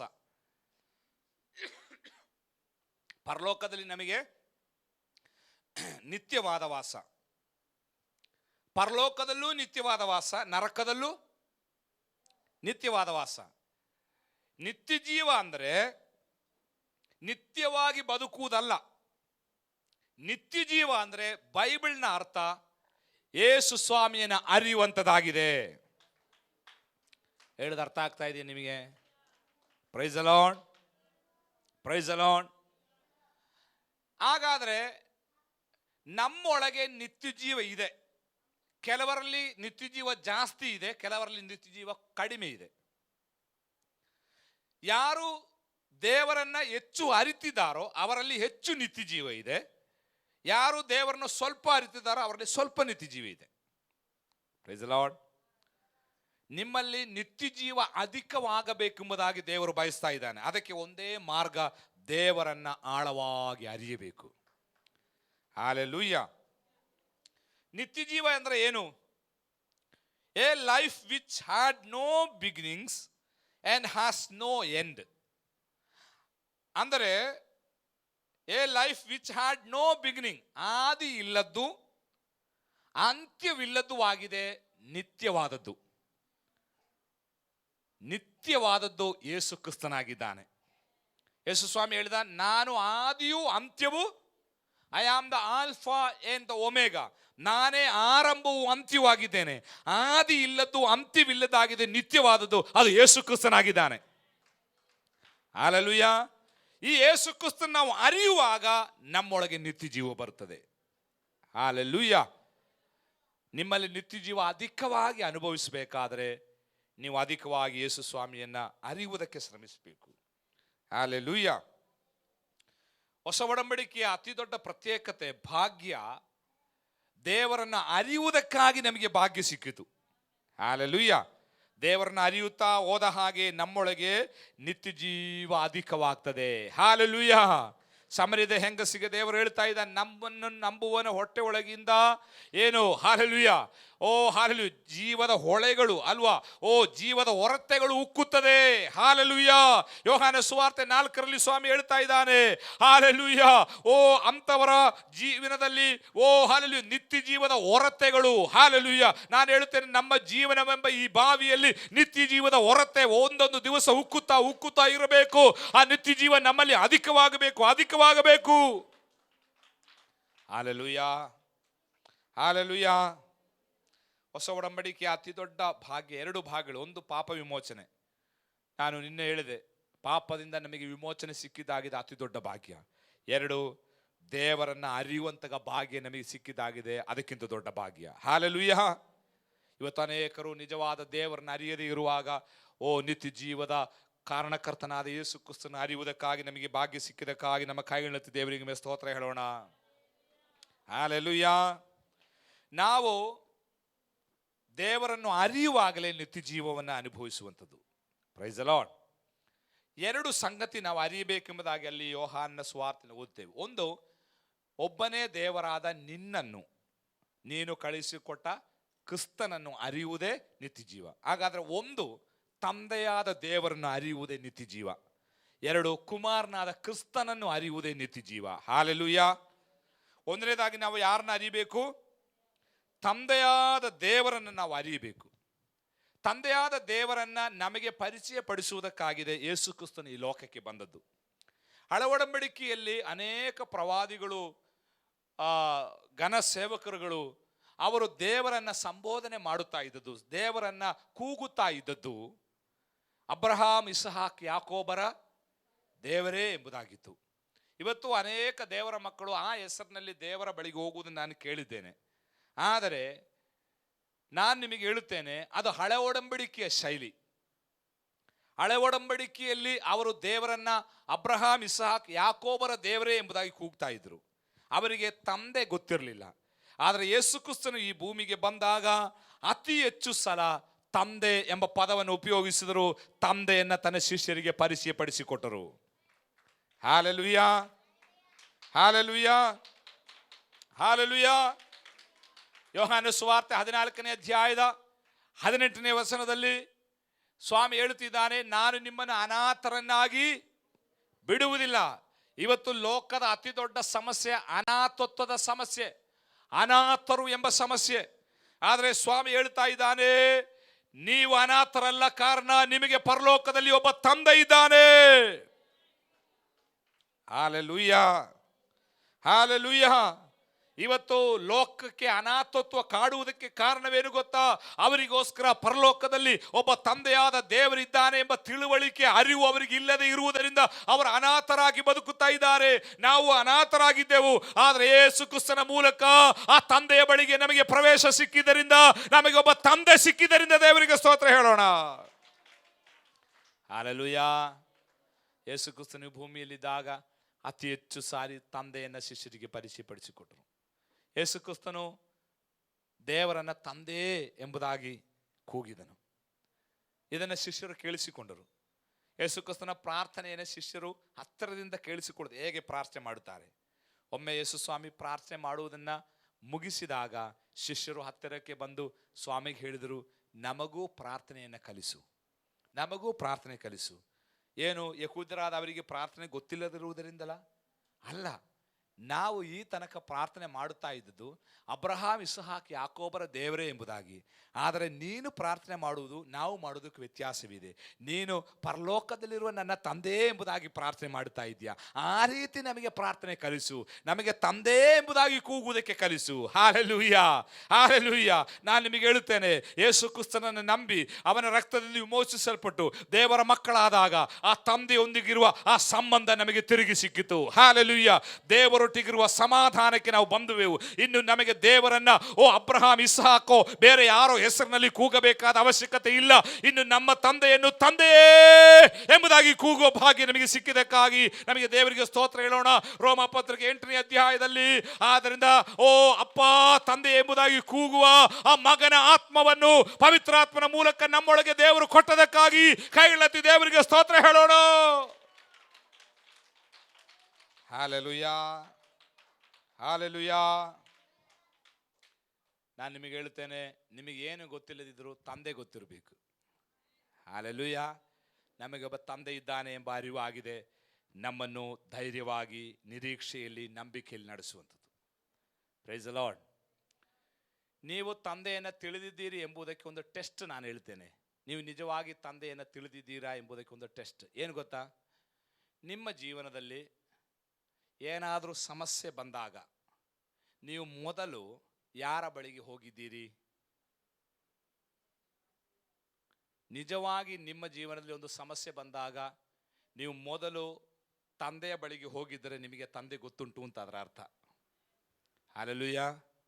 ನೀವೊಂದು ಸಮಸ್ಯೆ ಬಂದಾಗ ಮೊದಲು ವೈದ್ಯರ ಬಳಿಗೆ ಹೋದರೆ, ಮೊದಲು ಪಾಸ್ಟರ್ ಬಳಿಗೆ ಹೋದರೆ, ಮೊದಲು ಬೇರೆ ಯಾರಾದರೂ ಬಳಿಗೆ ಹೋದರೆ ಅದರ ಅರ್ಥ ನಿಮಗೆ ಇನ್ನೂ ತಂದೆ ಗೊತ್ತಾಗಲಿಲ್ಲ ಎಂಬುದು. ಹಲ್ಲೆಲೂಯಾ. ಒಂದು ಉದಾಹರಣೆ ನಾನು ನಿಮಗೆ ಹೇಳುತ್ತೇನೆ. ಈ ಲೋಕದ ಅಥವಾ ಈ ರಾಜ್ಯದ ಪ್ರಧಾನಮಂತ್ರಿಯ ಮಗ ನಾನು ಆದರೆ ನಾನು ಇಲ್ಲಿ ಬದುಕುತ್ತಿರುವಾಗ ನನಗೊಂದು ಸಮಸ್ಯೆ ಉಂಟಾಯಿತು. ಯಾರೋ ನನಗೆ ತೊಂದರೆ ಕೊಟ್ಟರು. ನಾನು ಪ್ರಧಾನಮಂತ್ರಿಯ ಮಗ. ಆಗ ಆ ಸಮಸ್ಯೆ ಬರುವಾಗ ನಾನು ಮೊದಲು ಫೋನ್ ತೆಗೆದು ಇಲ್ಲಿನ ಪಂಚಾಯತ್ ಮೆಂಬರಿಗೋ ಇಲ್ಲಿನ MLAಗೋ ಫೋನ್ ಮಾಡಲ್ಲ. ಯಾರಿಗೆ ಮಾಡ್ತೇನೆ? ಯಾರು? ನನ್ನ ತಂದೆ ಯಾರು? ಪ್ರಧಾನಮಂತ್ರಿ ಅಲ್ವಾ? ಒಂದು ಫೋನ್ ಕಾಲ್ ಸಾಕು, ಆವಾಗಲೇ ಸಮಸ್ಯೆ ಪರಿಹಾರ ಆಗ್ತದೆ. ನಾನು ಇಲ್ಲಿನ ಚೋಟ ನಾಯಕರುಗಳಿಗೆ ಫೋನ್ ಮಾಡ್ತಾ ಇದ್ರೆ ನನಗೆ ತಂದೆ ಗೊತ್ತಿಲ್ಲ ಅಂತ ಅದರ ಅರ್ಥ, ಹೌದಲ್ವಾ? ನಾನು ನಿಮಗೆ ಹೇಳುತ್ತೇನೆ, ನಿಮ್ಮ ತಂದೆ ಪರಲೋಕದ ದೇವರಾಗಿರುವುದಾದರೆ ಪ್ರೈಸ್ ದ ಲಾರ್ಡ್. ನಿಮಗೊಂದು ಸಮಸ್ಯೆ ಬರುವಾಗ ನೀವು ಮೊದಲು ಓಡಿ ಹೋಗುವಂಥದ್ದು ಇಲ್ಲಿನ ಲೋಕದ ವ್ಯಕ್ತಿಗಳೊಂದಿಗಲ್ಲ. ಅದಕ್ಕೆ 118ನೇ ಕೀರ್ತನೆಯಲ್ಲಿ ಕೀರ್ತನೆಗಾರನು ಹೇಳುತ್ತಿದ್ದಾನೆ, ಮನುಷ್ಯರಲ್ಲಿ ಭರವಸೆ ಇಡುವುದಕ್ಕಿಂತ, ಪ್ರಭುಗಳಲ್ಲಿ ಭರವಸೆ ಇಡುವುದಕ್ಕಿಂತ ಯೆಹೋವನಲ್ಲಿ ಭರವಸೆ ಬಿಡುವುದು ಒಳ್ಳೆಯದು. Hallelujah, hallelujah, hallelujah. ಮತ್ತಾಯನ ಸುವಾರ್ತೆ 6ನೇ ಅಧ್ಯಾಯದ 25ನೇ ವಚನದಿಂದ 35ನೇ ವಾಕ್ಯದ ತನಕ ನಾವು ಬರುವಾಗ ಅಲ್ಲಿ ಸ್ವಾಮಿ ಹೇಳುವಂತ ಒಂದು ಮಾತಿದೆ, ಚಿಂತೆ ಮಾಡಬೇಡಿರಿ. ಏನು ಮಾಡಬೇಡಿರಿ? ನೀವು ಸರ್ಮನ್ ಆನ್ ದ ಮೌಂಟ್, ಬೆಟ್ಟದ ಮೇಲಿನ ಸಂದೇಶ ನೀವು ಕಲಿಯುವುದಾದರೆ ಅಲ್ಲಿ ಸ್ವಾಮಿ ಆವರ್ತನೆಯಾಗಿ ಹೇಳಿದಂಥ ಒಂದು ಆಜ್ಞೆ ಆಗಿದೆ, ಚಿಂತೆ ಮಾಡಬಾರದು, ವ್ಯಭಿಚಾರ ಮಾಡಬಾರದು, ಕೊಲೆ ಮಾಡಬಾರದು, ಸುಳ್ಳು ಸಾಕ್ಷಿ ಹೇಳಬಾರದು. ಹೀಗೆ ಅನೇಕ ಆಜ್ಞೆಗಳಲ್ಲಿದೆ. ಅದರಲ್ಲಿ ಆ 25ರಿಂದ 35ನೇ ವಾಕ್ಯದ ತನಕ 10 ವಾಕ್ಯದಲ್ಲಿ 5 ಸಾರಿ ಆವರ್ತನೆಯಾಗಿ ಪದೇ ಪದೇ ಹೇಳಿದ ಒಂದು ಆಜ್ಞೆ ಇದೆ. ಅದು ಯಾವುದು ಗೊತ್ತಾ? ಚಿಂತೆ ಮಾಡಬೇಡಿರಿ. Praise the Lord, praise the Lord. ಯಾಕೆ ವ್ಯಭಿಚಾರ ಮಾಡಬಾರ್ದು, ಕೊಲೆ ಮಾಡಬಾರ್ದು, ಸುಳ್ಳು ಸಾಕ್ಷಿ ಹೇಳಬಾರ್ದು ಅಂತ 1 ಸಾರಿ ಹೇಳಿದಾಗ ಇದನ್ನು ಯಾಕೆ 5 ಸಾರಿ ಹೇಳಿದ್ದು? ನಿಮಗೆ 5 ಅಲ್ಲ 50 ಸಾರಿ ಹೇಳಿದ್ರು ಮತ್ತೆ ಚಿಂತೆ ಮಾಡ್ತೀರಿ ಅಂತ ಗೊತ್ತು, ಅದಕ್ಕೆ. Price the lord. ಬಾಕಿ ಎಲ್ಲ 1 ಸಾರಿ ಹೇಳಿದಾಗ ಇದು ಮಾತ್ರ 5 ಸಾರಿ ಹೇಳಿದ್ದು ಯಾಕೆ? ನೀವು ಪದೇ ಪದೇ ಮಾಡುವುದು ಚಿಂತೆ. ಹಲ್ಲೆಲೂಯಾ. ಇಲ್ಲಿ ಕೂತಾಗಲೂ ಕೆಲವರು ಚಿಂತೆ, ಮಧ್ಯಾಹ್ನ ಏನು ಊಟ ಮಾಡಲಿ ಅಂತ. Price the lord.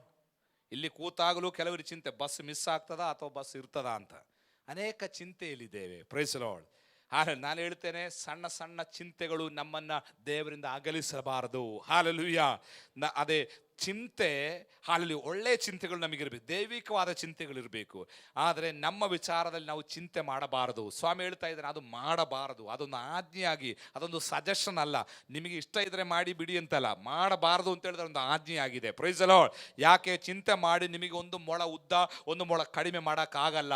ಹಲ್ಲೆಲೂಯಾ. ಯಾಕಂದ್ರೆ ಹಲ್ಲೆಲೂಯಾ, ಈ ವಿಚಾರಗಳಿಗೆ ಏನು ಉಣ್ಣಲಿ, ಏನು ಕುಡಿಯಲಿ, ಎಲ್ಲಿ ಮಲಗಲಿ, ಏನು ಹೊದ್ದುಕೊಳ್ಳಲಿ ಮುಂತಾದ ವಿಚಾರಗಳಲ್ಲಿ ಈ ಲೋಕದ ಜನರು ಚಿಂತೆ ಪಡುತ್ತಾರೆ. ಯಾಕಂದ್ರೆ ಅವರಿಗೆ ಒಂದು ತಂದೆ ಇಲ್ಲ, ಅವರಿಗೆ ಒದಗಿಸುವ ಒಬ್ಬ ದೇವರಿಲ್ಲ.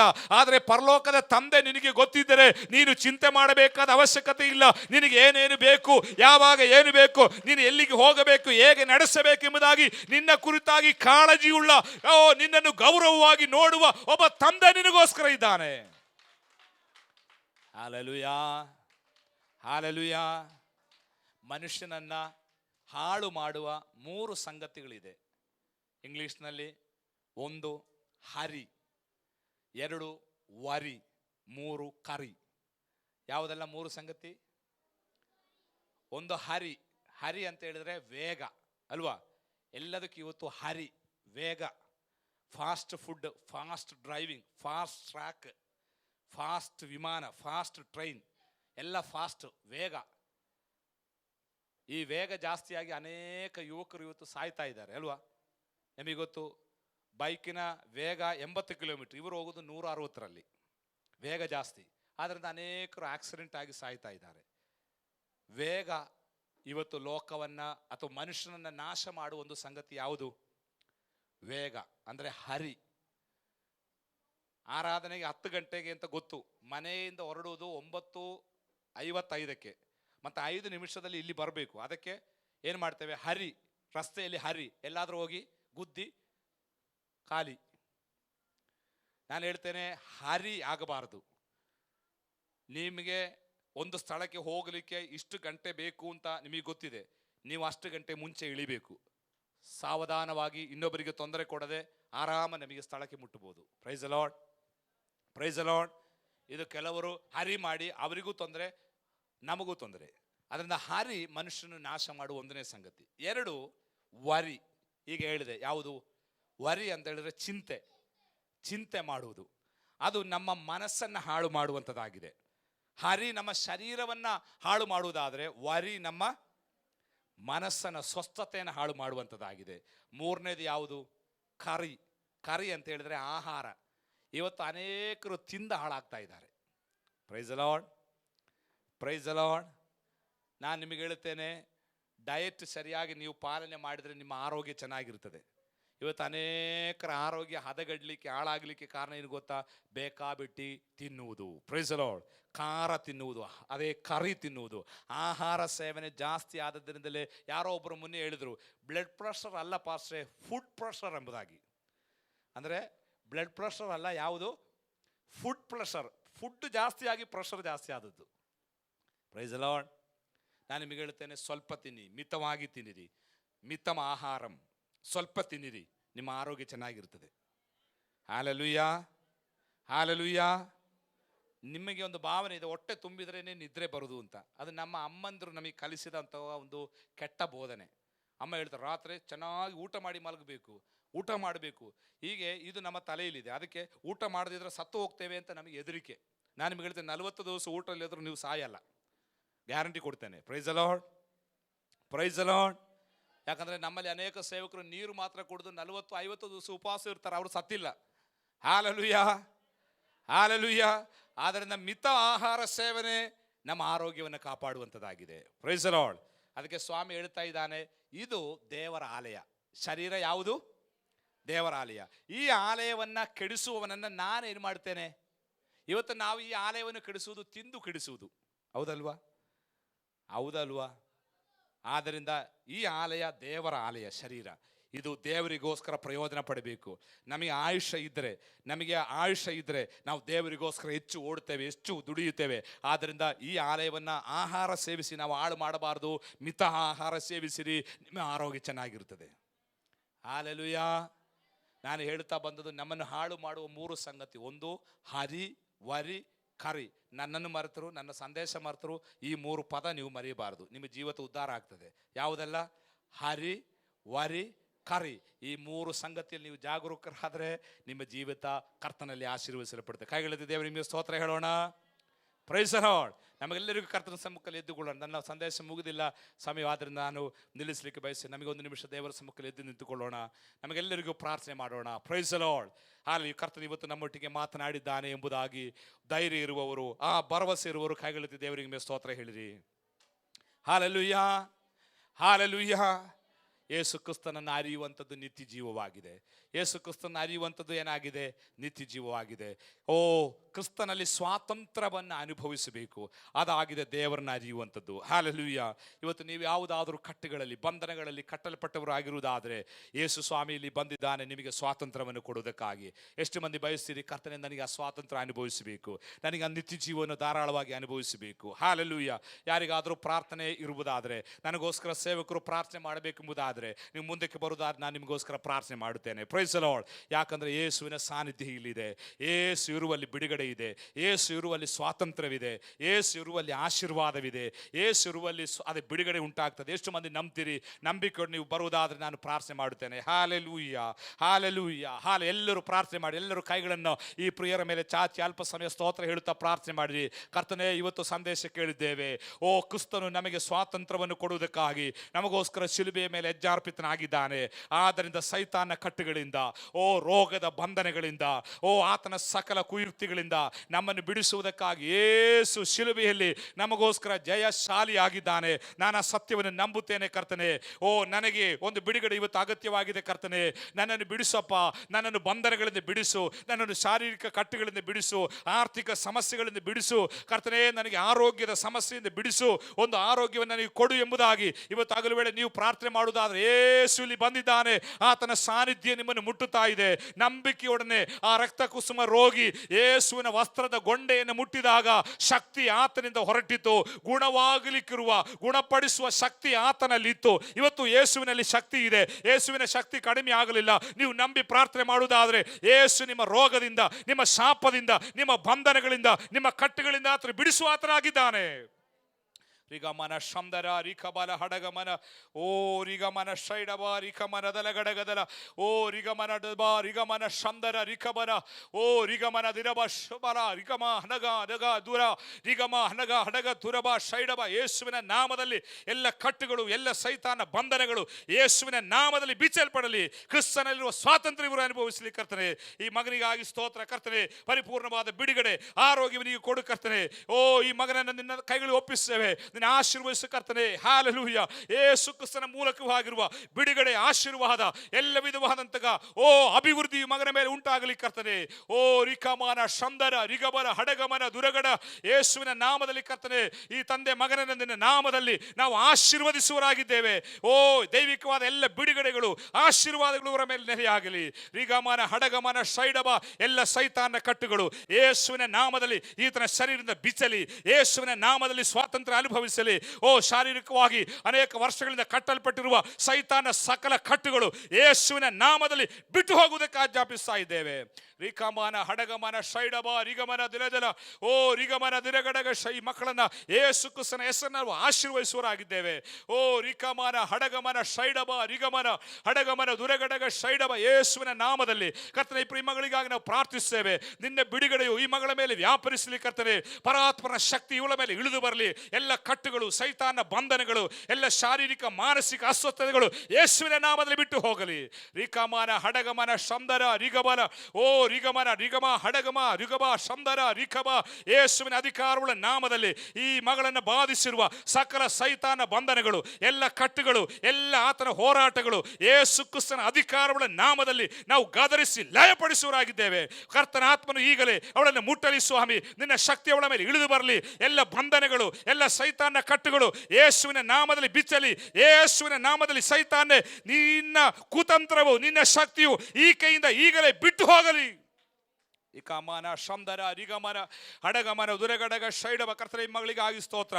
ಅವಳನ್ನ ಆಶೀರ್ವದಿಸು. ಶಾರೀರಿಕವಾಗಿ ಮಾನಸಿಕವಾಗಿ ಅವಳನ್ನ ಬಲಪಡಿಸು. ನಿನ್ನ ಕೃಪೆ ಅವಳ ಮೇಲೆ ಇಳಿದು ಬರಲಿ ಕರ್ತನೆ. ಪ್ರಿಯ ಮಗಳಿಗಾಗಿ ಸ್ತೋತ್ರ. ಅವಳನ್ನ ಆಶೀರ್ವದಿಸು. ಯೇಸು ಕ್ರಿಸ್ತನ ಅಧಿಕಾರಗಳ ನಾಮದಲ್ಲಿ ದೇವರ ಕೃಪೆ ಅವಳ ಮೇಲೆ ಇಳಿದು ಬರಲಿ. ಎಲ್ಲ ಬಂಧನಗಳು ಬಿಚ್ಚಲ್ಪಡಲಿ. ಯೇಸುವಿನ ನಾಮದಲ್ಲಿ ಅವಳು ಸ್ವತಂತ್ರರಾಗಲಿ ಕರ್ತನೆ. ಪ್ರಿಯ ಮಗಳಿಗಾಗಿ ಸ್ತೋತ್ರ. ಆಶೀರ್ವದಿಸು. ಯೇಸುವಿನ ನಾಮದಲ್ಲಿ ಸೈತಾನು ಬಂಧಿಸಿರುವ ಎಲ್ಲ ಕಟ್ಟುಗಳು, ಎಲ್ಲ ಬಂಧನಗಳು, ಎಲ್ಲ ಆತನ ಶಕ್ತಿಗಳು ಯೇಸು ಕ್ರಿಸ್ತನ ಅಧಿಕಾರಗಳ ನಾಮದಲ್ಲಿ ನಾವು ಲಯಪಡಿಸುವರಾಗಿದ್ದೇವೆ. ರಿಕಮನ ಹಡಗಮನ ಶೈಡಬ ರಿಗಮನ ಹಡಗಮನ ದುರಗಡಗ ಶೈಡಬ ಯೇಸುವಿನ ನಾಮದಲ್ಲಿ ಕರ್ತನೆ, ಪ್ರಿಯ ತಾಯಿಗಾಗಿ ಪ್ರಾರ್ಥಿಸ್ತೇವೆ. ಸೈತಾನ ಎಲ್ಲ ಕಟ್ಟುಗಳು, ಕುತಂತ್ರಗಳು, ಎಲ್ಲ ಹಾಲು ಮಾಟ ಮಂತ್ರದ ಶಕ್ತಿಗಳು ಯೇಸುವಿನ ನಾಮದಲ್ಲಿ ಲಯವಾಗಲಿ ಕರ್ತನೆ. ರಿಗಮನ ಹಡಗಮನ ಶಂದರ ರಿಕಬ ಹಡಗಮ ಕ್ರಿಸ್ತನಲ್ಲಿರುವ ಸ್ವಾತಂತ್ರ್ಯ, ಕ್ರಿಸ್ತನಲ್ಲಿರುವ ಬಿಡುಗಡೆ ಈ ಪ್ರಿಯ ಮಗಳು ಅನುಭವಿಸಲಿ ಕರ್ತನೆ. ಎಲ್ಲ ಕಟ್ಟುಗಳು ಯೇಸುವಿನ ನಾಮದಲ್ಲಿ ನಾವು ಬಿಚ್ಚುತ್ತಾ ಇದ್ದೇವೆ. ರಿಕಮನ ಹಡಗಮನ ಶೈಡಬ ರಿಗಮನ ಪ್ರಿಯ ಸಹೋದರಿಗಾಗಿ ಸ್ತೋತ್ರ ಕರ್ತನೆ. ಮಗಳನ್ನ ಯೇಸು ಕ್ರಿಸ್ತನ ಅಧಿಕಾರಗಳ ನಾಮದಲ್ಲಿ ನಾವು ಲಯಪಡಿಸ್ತೇವೆ ಸ್ವಾಮಿ. ಎಲ್ಲ ಬಂಧನಗಳು ಅವಳನ್ನು ಬಿಟ್ಟಲಿ. ಯೇಸುವಿನ ನಾಮದಲ್ಲಿ ಕಟ್ಟುಗಳು ಬಿಚ್ಚಲಿ. ಯೇಸುವಿನ ನಾಮದಲ್ಲಿ ರಿಕಮನ ಶಂದರ ರಿಗಮನ ಹಡಗಮನ ರಿಗಮನ ಪ್ರಿಯ ತಾಯಿಗಾಗಿ ಸ್ತೋತ್ರ. ಯೇಸು ಕ್ರಿಸ್ತನ ಅಧಿಕಾರಗಳ ನಾಮದಲ್ಲಿ ಪ್ರಿಯ ಮಗಳನ್ನು ಬಾಧಿಸುವ ಎಲ್ಲ ರೋಗಗಳು, ಎಲ್ಲ ಬಾಧೆಗಳು, ಎಲ್ಲ ಶಾಪಗಳು ಯೇಸುವಿನ ನಾಮದಲ್ಲಿ ನಾವು ಬಿಚ್ಚುತ್ತೇನೆ. ಯೇಸುವಿನ ನಾಮದಲ್ಲಿ ಸ್ವಾತಂತ್ರ್ಯ ಉಂಟಾಗಲಿ. ರಿಕಮನ ಹಡಗಮನ ಶೈಡಬ ರಿಗಮನ ಹಡಗಮನ ರಿಗಮನ ಶಂದರ ರಿಗಮನ ದಿರಗಡ ಯೇಸುವಿನ ಅಧಿಕಾರಗಳ ನಾಮದಲ್ಲಿ ಪ್ರಿಯ ತಾಯಿಗಾಗಿ ಪ್ರಾರ್ಥಿಸ್ತೇವೆ. ಅನೇಕ ದಿವಸಗಳಿಂದ ಕಟ್ಟಲ್ಪಟ್ಟಿರುವ ಎಲ್ಲ ರೋಗದ ಕಟ್ಟುಗಳು, ಎಲ್ಲ ಬಂಧನಗಳು, ಎಲ್ಲ ಶಾಪಗಳು ಯೇಸುವಿನ ನಾಮದಲ್ಲಿ ಮುರಿದು ಹಾಕ್ತಾ ಇದ್ದೇವೆ. ಯೇಸು ಕ್ರಿಸ್ತನಿರುವ ಸ್ವಾತಂತ್ರ್ಯ ಬಿಡುಗಡೆಗಳು ಅನುಭವಿಸಲಿ ಕರ್ತನೆ. ಪ್ರಿಯ ತಾಯಿಗಾಗಿ ಸ್ತೋತ್ರ ಕರ್ತನೆ. ಮಗಳನ್ನ ನಿನ್ನ ನಾಮದಲ್ಲಿ ಆಶೀರ್ವದಿಸಿ ಪ್ರಾರ್ಥನೆ ಮಾಡುತ್ತೇವೆ. ಎಲ್ಲ ಸೈತಾನ ಕಟ್ಟುಗಳು, ಎಲ್ಲ ಬಂಧನಗಳು, ಎಲ್ಲ ಹಾಲೆಲೂಯ ಕುಯುಕ್ತಿಗಳು, ಆತನ ಉಪಾಯಗಳು ಈ ಕೈಯಿಂದ ಬಿಟ್ಟು ಹೋಗಲಿ. ಯೇಸು ಕ್ರಿಸ್ತನಿರುವ ಸ್ವಾತಂತ್ರ್ಯ ಬಿಡುಗಡೆಗಳು ಅನುಭವಿಸಲಿ ಕರ್ತನೆ. ರಿಕಮನ ಹಡಗಮನ ಶೈಡಬ ಪ್ರಿಯ ಮಗಳಿಗಾಗಿ ಸ್ತೋತ್ರ. ಯೇಸು ಕ್ರಿಸ್ತನ ಅಧಿಕಾರಗಳ ನಾಮದಲ್ಲಿ ಪ್ರಿಯಗಳನ್ನು ಬಾಧಿಸಿರುವ ಎಲ್ಲ ಬಾಧೆಗಳು, ಎಲ್ಲ ಹೋರಾಟಗಳು, ಎಲ್ಲ ದುಷ್ಟನ ಬಂಧನಗಳು ಯೇಸುವಿನ ನಾಮದಲ್ಲಿ ಮುರಿದು ಹಾಕ್ತಾ ಇದ್ದೇವೆ. ಕ್ರಿಸ್ತನಲ್ಲಿರುವ ಸ್ವಾತಂತ್ರ್ಯವನ್ನು ಅನುಭವಿಸಲಿ. ರಿಗಮನ ಹಡಗಮನ ರಿಗಮನ ಹಡಗಮನ ಶೈಡಬ ರಿಕಬಾರ ಯೇಸುವಿನ ಅಧಿಕಾರಗಳ ನಾಮದಲ್ಲಿ ಪ್ರಿಯ ತಾಯಿಗಾಗಿ ಪ್ರಾರ್ಥಿಸ್ತೇವೆ ಕರ್ತನೇ. ಪ್ರಿಯ ಮಗಳಿಗೆ ಉಂಟಾಗಿರುವ ಎಲ್ಲ ತೊಂದರೆಗಳು, ಎಲ್ಲ ಶಾರೀರಿಕ ಕಟ್ಟುಗಳು, ಸೈತಾನು ಬಂಧಿಸಿರುವ ಎಲ್ಲ ರೋಗಗಳು ಯೇಸುವಿನ ಅಧಿಕಾರಗಳ ನಾಮದಲ್ಲಿ ಶರೀರವನ್ನು ಬಿಟ್ಟು ಹೋಗುವುದಕ್ಕೆ ಸೇವಕನಾಗಿ ನಾನು ಆಜ್ಞಾಪಿಸ್ತಾ ಇದ್ದೇನೆ. ದುಷ್ಟ ಸೈತಾನ್ನೇ, ನಿನಗೂ ನಿನ್ನ ಯಾವ ಕುತಂತ್ರಕ್ಕೂ ಈಕೆಯ ಮೇಲೆ ಅಧಿಕಾರವಿಲ್ಲ, ಸ್ವಾಧೀನವಿಲ್ಲ. ಯೇಸುವಿನ ನಾಮದಲ್ಲಿ ಇವಳನ್ನು ನಾನು ಆಶೀರ್ವದಿಸುತ್ತೇನೆ. ಸೈತಾನ ಬಂಧನಗಳು ಬಿಚ್ಚಲ್ಪಟ್ಟದಕ್ಕಾಗಿ ಸ್ತೋತ್ರ. ಪ್ರಿಯ ತಾಯಿಗಾಗಿ ಸ್ತೋತ್ರ. ಯೇಸು ಕ್ರಿಸ್ತನ ಅಧಿಕಾರಗಳ ನಾಮದಲ್ಲಿ ಪ್ರಿಯ ಮಗಳಿಗಾಗಿ ನಾನು ಪ್ರಾರ್ಥಿಸ್ತೇವೆ ಸ್ವಾಮಿ. ಕರ್ತನೇ, ನಿನ್ನ ಬಿಡುಗಡೆ, ನಿನ್ನ ಸ್ವಾತಂತ್ರ್ಯ, ನಿನ್ನ ಆಶೀರ್ವಾದ ಪ್ರಿಯ ಮಗಳ ಮೇಲೆ ಇಳಿದು ಬರಲಿ. ಎಲ್ಲ ಕಟ್ಟುಗಳು, ಎಲ್ಲ ಶಾಪಗಳು, ಎಲ್ಲ ಸೈತಾನ ಬಂಧನಗಳು ಯೇಸುವಿನ ಅಧಿಕಾರಗಳ ನಾಮದಲ್ಲಿ ಲಯಪಡಿಸ್ತೇನೆ ಸ್ವಾಮಿ. ರಿಕಮನ ಹಡಗಮನ ಶೈಡಬ ರಿಗಮನ ಹಡಗಮನ ಪರಾತ್ಮನ ಶಕ್ತಿ ಯೇಸುವಿನ ಕೃಪೆ ಈ ಪ್ರಿಯ ಮಗಳ ಮೇಲೆ ಇಳಿದು ಬರಲಿ. ಎಲ್ಲ ಬಂಧನಗಳು, ಎಲ್ಲ ಹೋರಾಟಗಳು, ಎಲ್ಲ ಶಾಪಗಳು, ಎಲ್ಲ ಮಾಟ ಮಂತ್ರದ ಶಕ್ತಿಗಳು ಯೇಸು ಕ್ರಿಸ್ತನ ಅಧಿಕಾರಗಳ ನಾಮದಲ್ಲಿ ಈಕೆಯನ್ನು ತೊಲಗಿ ಹೋಗಲಿ, ಈಕೆಯನ್ನು ಬಿಟ್ಟು ಹೋಗಲಿ. ಈಕೆ ಯೇಸುವಿನಲ್ಲಿ ಸ್ವತಂತ್ರವಾಗಲಿ. ರಿಕಮನ ಶಂದರ ರಿಗಮನ ಹಡಗಮನ ಓ ರಿಗಮನ ಶೈಡಬ ರಿಕಬರ. ಕರ್ತನೇ, ಈ ಪ್ರಿಯ ಮಕ್ಕಳನ್ನ ತಂದೆ ಮಗ ಪವಿತ್ರ ಆತ್ಮನಾದ ತ್ರಿಯೇಕ ದೇವರ ಹೆಸರಿನಲ್ಲಿ ನಾವು ಆಶೀರ್ವದಿಸುತ್ತೇವೆ. ಇವರು ಬೆಳೆಯುವಾಗ ದೇವರ ಕೃಪೆ, ದೇವರ ಸಾನ್ನಿಧ್ಯ, ದೇವರ ಮಹಿಮೆ, ದೇವರ ಆಶೀರ್ವಾದ, ಕರ್ತನೆ ಎಲ್ಲ ವಿಧವಾದ ದೇವರ ತುಂಬುವಿಕೆ ಈ ಪ್ರಿಯ ಮಕ್ಕಳ ಮೇಲೆ ಕಳುಹಿಸು. ಯೇಸುವಿನ ನಾಮದೇವಳನ್ನು ಆಶೀರ್ವದಿಸ್ತೇನೆ. ಎಲ್ಲ ದುಷ್ಟನ ಕಟ್ಟುಗಳು ಬಲವನ್ನು ಮುರಿಯುತ್ತೇನೆ. ಕ್ರಿಸ್ತನಲ್ಲಿರುವ ಸ್ವಾತಂತ್ರ್ಯವನ್ನು ಅನುಭವಿಸಲಿ ಕರ್ತನೆ. ರಿಕಮನ ಹಡಗಮನ ಶೈಡಬ ರಿಗಮನ. ಎಲ್ಲರೂ ಕೈಗಳನ್ನೆತ್ತಿ ಅಲ್ಪ ಸಮಯ ದೇವರಿಗೆ ಸ್ತೋತ್ರ ಹೇಳೋಣ, ದೇವರಿಗೆ ಮಹಿಮೆ ಸಲ್ಲಿಸೋಣ. ಯೇಸು ಕ್ರಿಸ್ತನ ಮೂಲಕ ನಮಗೆ ಸ್ವಾತಂತ್ರ್ಯವನ್ನು ಕೊಟ್ಟ ದೇವರಿಗೆ, ಯೇಸು ಕ್ರಿಸ್ತನ ಮೂಲಕ ನಿತ್ಯ ಜೀವನ ಕೊಟ್ಟ ದೇವರಿಗೆ ಎಲ್ಲರೂ ಅಲ್ಪ ಸಮಯ ಸ್ತೋತ್ರ ಹೇಳಿ ಮಹಿಮೆ ಪಡಿಸೋಣ. ಹಾಲೆಲೂಯಾ.